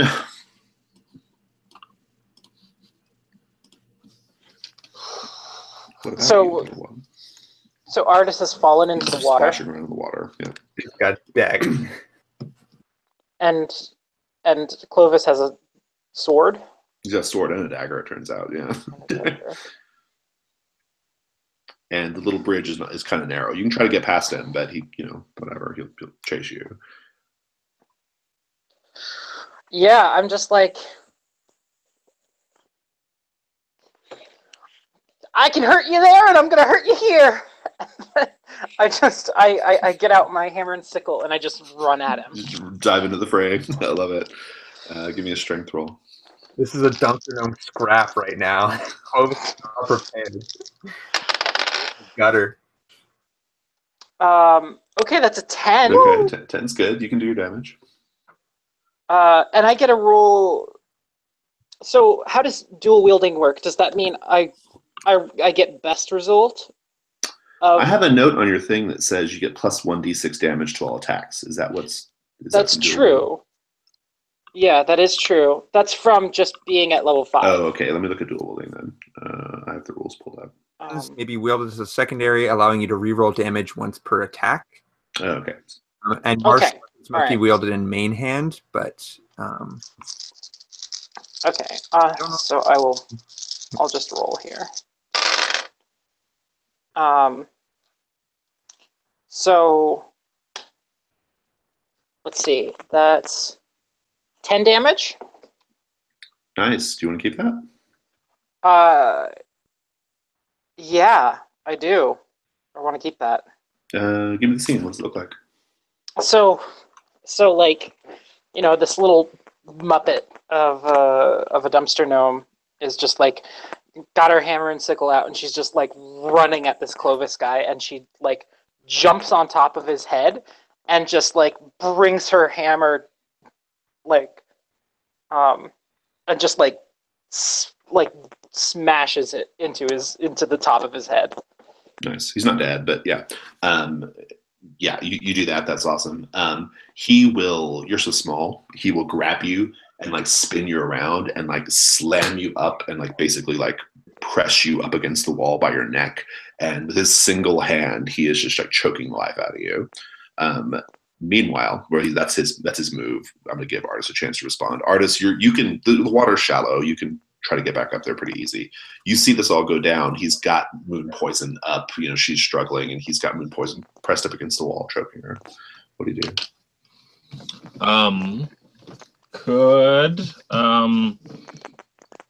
Yeah, I'm gonna take. He's gonna draw his bow and arrow, and he's gonna take a shot. Go for it. Would this count as backstab, as like being concealed? No, so it turns out I was looking into this more for Dungeon World. The Dungeon World rules. I know this is not Dungeon World, but in Dungeon World, that backstab is specifically a melee thing. So, okay. With that same principle. Would volley apply though? Like, what's volley for, other than making? Yeah, volley would give me a +2 to damage. Assuming. Oh, okay. Okay, so I'm gonna shoot the bow. So that's an 8. Okay, the hit goes fine. The hit goes fine, and I think you, but you do not. He does not release his grip. You hit him, but he continues choking. Oh, badass! You roll your damage though. Okay, I was 4, so 6 damage. Okay. Yeah, he hits it. He kind of just cries out. He's like, ah, but he's not done. he's got blood running down his head. He's pissed at this dumpster gnome, and he's just Moon Poison. He's choking you out. What do you do? I just start like flailing with my hammer and sickle, and hope to glob I connect. Nice. Yeah, strength. Yeah, we'll do it. We'll count that as an attack. Go for it. That's a 9. 9. You're gonna get your hit, but he's also gonna choke some life out of you. He does a D10. Okay. You'll get no armor because of the type of attack. So.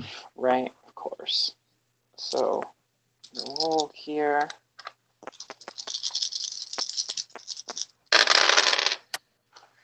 All right, so he got 6, and I got what is that? That's 11 plus 3. I got 14.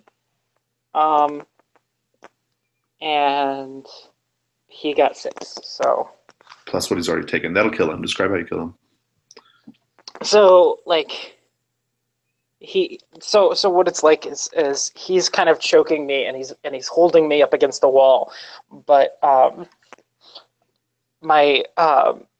but you know, I'm flailing about and with one arm, you know, I hit him on the side of the head with the hammer and like I cut his throat with my sickle. Nice. And he just kind of like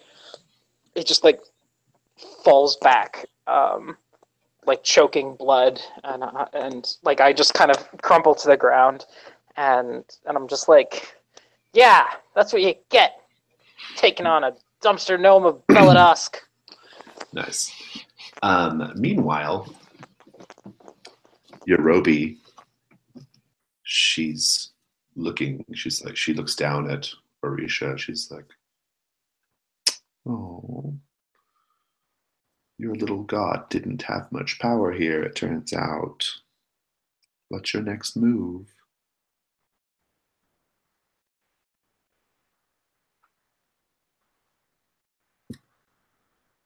Spirit, this is your dominion. Yes, you rule here. Yes. Yes. Then what trouble is it to take one more subject? One loyal, willing follower. You're trying to convince her to not kill you and take you as her pupil? Yeah, I mean, even if I can't get pupil, because I recognize her just pure awful power at this point, I would take thrall as long as I can pick up on some dream stuff. Like I think he gets this well enough to realize that he's just totally outmatched and is just totally at her mercy right now. Like he was hoping that, he could bring a gift or something, but like he knows he can't win this battle. So he's in awe of that now.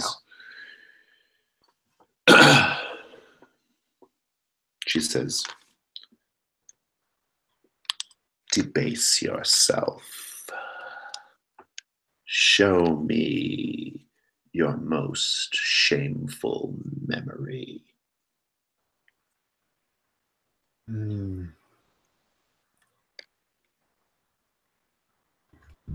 Okay. I think I'm like shaking a little bit, and I kneel to her and I kind of incline my head and I focus and I like project a memory for her. Or I project the thought outward towards her, and I'm sure she can just pick up on it because she can do mind stuff like that. And I think what we see is Zalzane sneaking into an asylum. This is after the madness has begun to take him, but he's still a doctor, right? So he's able to get in there, but at this point he's kind of started to become obsessed with learning about hexes and curses and the spirit world and everything like that. I think we see him sneaking into an asylum and going into the room of one of the patients he had treated before, and sedating them and laying them down and entering their mind and messing around. And it's something that he swore to do when he became a doctor, kind of thing, sort of like the oath that they would take, basically. And it's bad stuff too. Like he's pulling memories out and swapping them with other things, and he's totally like just violating this insane person's mind who he had spent a lot of his time treating. And he did that to kind of just understand a little bit better, right? But he was willing to go to that length. Let's see how your appeal goes. Roll plus charisma. All right.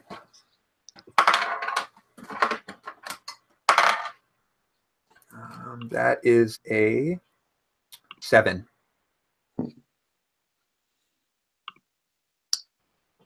She says, good. Very, very interesting. And she's kind of walking around you. And she says, you possess a capacity for cruelty that I find very, very intriguing.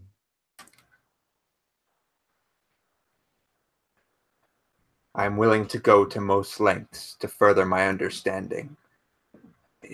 I wish to have control here, or some semblance of it. Of course, in service to you. And I begrudgingly kind of incline my head. She says, you have it. You have what you seek. But I fear you may never return again to your old life, to your world. My life grew hollow after I lost Elandro. And the last thing tying me to the city left. I had nowhere to stay. I tagged on with this band. They had some history with the Hex King. They were cursed. It was fascinating, but it was a meandering trail. I knew that I would end up here to learn. She shrugs. And you see, now you're back in the room, just the normal room with the knights, like there, just kind of sitting around. And she says, Flame grows weary with my deceptions. He knows that he can never achieve that which he wishes to achieve. and he will come here now to scatter his toys across the floor in anger. They will all be given over to the fire soon. So will you, I fear. But you'll be with me. And so, and she kind of like just smiles, and then we hear on the material plane, we hear a roar in the distance. Moon Poison and Artis. Flame is coming back to roost. What do you do? I'm sorry I killed your friend Artis, but he was trying to kill me first, so I just did what I could. He's dead now. I'm sorry. Yeah, I don't know who this person was, but he's not the Clovis I knew. And he like looks down at the body sadly, but then he says like, let's go to Zelzane, I guess. No, I'm getting the fuck out of here. I don't want to be here anymore. Moon Poison's piecing out. There's a dragon coming, and there's a dream demon up in the tower. No, fuck this shit. I'm gonna go find my owl and leave. Well, so to be perfectly clear here, Moon Poison, as you know, at this point we will see Flame coming up over the trail. Like he may not have spotted you guys yet, but he is definitely, you see his shadow first, right? And then you see him wide and and roaring. I'll just ask you each, what do you do? Oh fuck. I guess I'll talk to him. You're gonna go talk to Flame? Yeah. What about you, Artis? Artis is gonna dart up the stairs and start searching for Zelzane and see what he sees, I guess. So you go up to the stairs, you rush up there, you get up to the very top floor, you see all these people sleeping on the top floor. You see Zelzane, who's a little more twisted up and agitated than everybody else, but he's also asleep. And Moon Poison down below, Flame is pissed about something. I think he knows, the backstory is that Eurobe's been deceiving him. He flies overhead and he pays no mind to you at all. He flies overhead and lands on the top of that fucking tower, just whop, right? And the whole thing shakes. You feel it, Artis. The tower literally shifts a little bit, and the roof just gets torn off. It just one big quick go. The wooden roof just flies off and goes flying. And you're right there. You see Flame they're looming over you, right? Over this he's massive, right? What do you do, Artis? Zelzane is at least close to the stairs because he fell asleep immediately, right?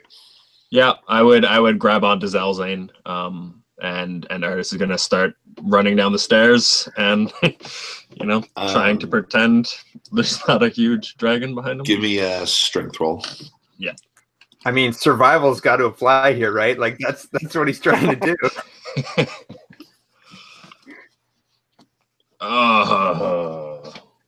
Yeah, that's 2 1s.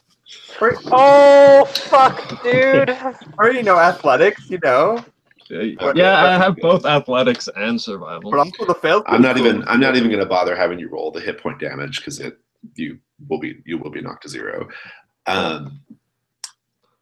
He just lets out a massive gout of flame into that top floor. We hear knights scream as they're being boiled alive in their armor, just screaming horrible terror. And that doesn't last too long because they get burned to a crisp real fast. Each of you is going to roll a single d6. I want you to roll it on Roll for Your Party. And you're going to roll a single d6. And as long as you roll a 1, you survive this somehow. If you roll a 1, you're fucked. So. Does that include me? No, not you. You're down below. You're not in the top Okay. floor. If you'd gone upstairs, it would you. Yeah. But, Yeah. All right. So 1d6. yeah. Just roll a single d6. Okay, it's gonna be a red one. If you want me to do it in the room, can you throw up the link? I lost it when I dropped out. Okay. I can roll for you too if you want. I could just roll a real die if you want. Here we go. Cool. I'm hopping in. I got to click the button myself. It's the die of fate right now. All right. Go. Oh, it's a 1. Oh shit, dude. You got your wish though. You're gonna be with Yorubi forever. So. Can I, so where I am, can I perceive this happening in the material plane?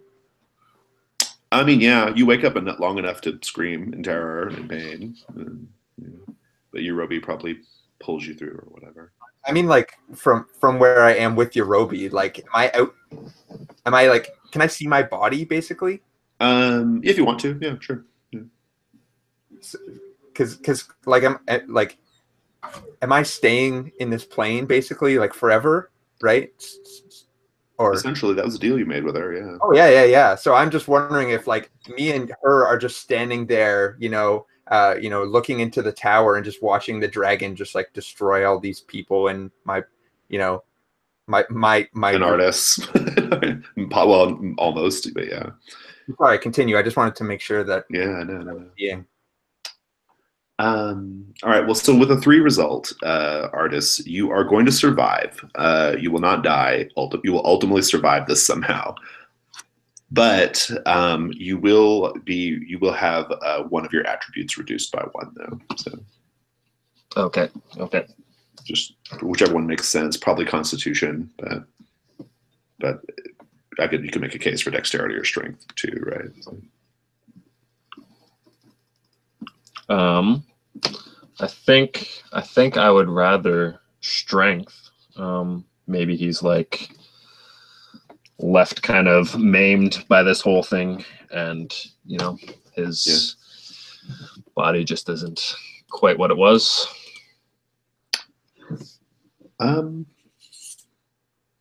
Yeah. Let's just go to epilogues. Sound good? Yeah. With that. Well, Moon Poison, what about you? You're going to survive this completely. Flame's in no mood to talk. So. Right. Yeah. I see him rip off the roof, and I'm just like. And burn everybody alive up there. Yeah, and I'm just like, I'm booking it to the forest. I'm like, fuck this shit, and I just start like, I start running toward the forest, and I'm like flapping my arms like a bird, hooting, like an owl, like trying to call this owl that I helped save, like that I fought and then saved from death like 2 sessions back, and but essentially I'm just running the fuck away, and I'm like, I bit off way more than I could chew, I realize.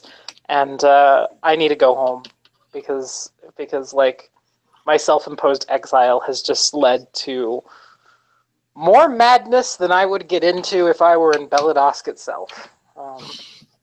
So I don't know if the owl comes and finds me or whatever. I like the idea of that. Yeah. Yeah, the owl comes and finds me, and sort of a twisted Lord of the Rings situation, right? Yeah, and then I'm just like, hey buddy, you wanna go somewhere else? And then we fly off into the distance, and get the fuck away from this dragon and dream demon. And I think as I fly off, I've got Noctara's skull in my hands, and I'm just like, I just look at it and I'm just like, I'm sorry, buddy, and I just drop it. Drop the and skull. let it fall to the ground, and and it just shatters, and the diadem just kind of falls under the roots of a tree, and yeah, and then I fly off into this distance. I love it. I love it. Who wants to go next? Do you have a thing, or I can... Artist, you'll mostly just have to show us how you survived, right? Right. Yeah, I think as Artist was like trying to escape, you know, at a certain point he let go of Zelzane and like made for a window, like dove out of a window, and like landed in the lake, you know. Probably came to, you know, a period of time later, and like witnessed, you know, the burnt tower and, you know, the scent of like all the burnt flesh and everything. Nice. Yeah. And then just snuck away back to his life. Yeah, just walked off into the snowy mountains. Yeah, that's brutal. Like, just like his hunter's instinct takes over. Like after, you know, at this point, it's just like it's back to survival, right? Like, yeah, it's a total like survival movie thing. We just see him like badly scarred and burnt, half naked, and like just stumbling around through the white snow, right? Like it's. I imagine like Daniel Day-Lewis or Leonardo DiCaprio playing that role, right? Like, right. and Artist would probably hear Moon Poison's words from earlier in his head, like, what do you have left for you there, kind of thing. Like, right. Exactly. You guys could have just had like beautiful boys and girls like forever in your dreamland if you wanted, right? Yep. And now I'm just imagining Daniel Day-Lewis opposite a fucking Muppet in a movie. Well, Zalzane, your body was incinerated instantly, but tell us about your epilogue. Well, so I think that Yarobi has a den sort of in the mountains, right? That's where she's dwelling right now. Kind of, yeah. It's a little Okay. unclear, but yeah. Well, I think we see Zalzane, and he's in the ethereal plane, and he's walking through sort of like tunnels and caverns through the mountain. There's like these torches flickering with the flame that we saw earlier that, like, you know, resembled Yarobi. And eventually he emerges out from the mountain, and he's on like a high passageway sort of that kind of overlooks the valley and like a lot of the pathways that we had crossed earlier. And I think he walks, and he continues to walk, and he looks down, and he sees down by the ruined tower, he sees a fire burning, and he sees the knights and their, you know, their playthings, basically, like making merry late into the night, like drinking together and stuff like that. And he kind of just like regards them for a minute and then just walks on. And I think he walks until he can he walks back to the valley where the mists lay from before, where the villagers told him about Ravenloft. And I think he kind of he sets up just at the top of a cliff, kind of overlooking this valley, and just sits there and just looks at it for a while, kind of just like thinking. And I think Orshana has sort of given him not Orshana. Yarobi has sort of given him not free reign, but she knows that he is bound to her now, and he's not going to, you know, leave or anything like that. He has nowhere else to go, so he's kind of just he's out here. And I think he sleeps atop this mountain, or eventually he sort of actually, you know what he does? I have this item in my inventory that I haven't used it yet called Dream Essence, and I took the cleric move Visions and I kind of ported it over to like a witch doctor vibe. So instead of like seeing your deity, it's like a way to kind of like gain better control over your dreams, or like lucid dream in a really effective way. And I think he's been saving that. I think he takes it out of a package and he drinks it, and he kind of like lays back, and as soon as like he falls back and closes his eyes, like they open again, except now he's in his home in Belet Osk. And I think he's struggling to maintain control because this isn't something he's done before, and Yarobi, you know, told him he had the power before to do it. And I think he's, you know, trying to gain his bearings. And I think he kind of like he feels like he's swimming through this room a little bit because it's still a dream and he's not really solid here yet. And I think he steps into his room, and you see Elandro sitting on the bed, like reading a book, kind of, and he kind of just like looks at him for a second, and Elandro doesn't look up, and he calls out to him, or he says, you know, Elandro, and Elandro doesn't look up, and he says, Elandro, can you hear my voice? Can you hear my voice? And I don't think Elandro can hear him, and I think it's just kind of like this. He doesn't have, you know, control over this yet, and I think he has this moment that as much as he wants this dream world to be the, you know, the replacement for the life that he lost, as much as he wants to be able to live here forever and be happy the way that he had been before, because this is kind of what his life is culminated in, is trying to find a way to create this world where he can be with his love. But I think in this moment, he realizes it's not a tangible and real thing, and it'll never be the way that it was before. And I think he's just like totally crushed and like lost, and the room just dissolves around him into kind of blackness. And nice. I think that's it. Nice. Well, those of you who survived, you get adventure XP equal to 825. And then I don't know if you guys hit any flags this session. If you hit flags, you get more XP. But yeah, I You consulted me. I did consult you. I did try to convince Artis to track down the dragon, but that didn't go well. That didn't actually wind up happening. But I think you still went for at least 2 flags, though. Well, I think you still, I think you're credit for hitting one at least. Okay. So you get another. So the differential between your level, it's like about 5,000. So you get 500 plus 825. I'll write that in. I'll do some addition. Yeah. 1325. Congratulations on your experience points, everybody. I won't be needing those anymore. 224 plus 1325. Okay, so I have you down for 13,549. Is that right?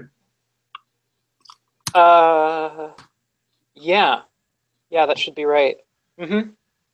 And Artis, did you hit a flag? I don't really think so. I mean, I kind of treated Moon Poison poorly on her behavior, called her mad a couple times, and I think he did for sure. Yeah. Yeah, I'm feeling it. You definitely were like, I think you were definitely not like feeling Moon Poison's like stuff as her employed. Right. And I think we also, you know, you said at one point like, oh, it's just a dream or something like that, which I think is kind of hitting my second flag, like dismissing my paranoia and stuff. You were saying, you know, oh, it's just a weird dream thing, right? Like it's probably fine. Right. Yeah, that's true. That you did do that. Yeah. So you'll get 500 plus 825 as well. Awesome. I'll be on Discord if you guys want to go to Discord. Yeah, I'll hop on there for a little while. All right, cool. Cool. I'll be in there in like 2 or 3 minutes.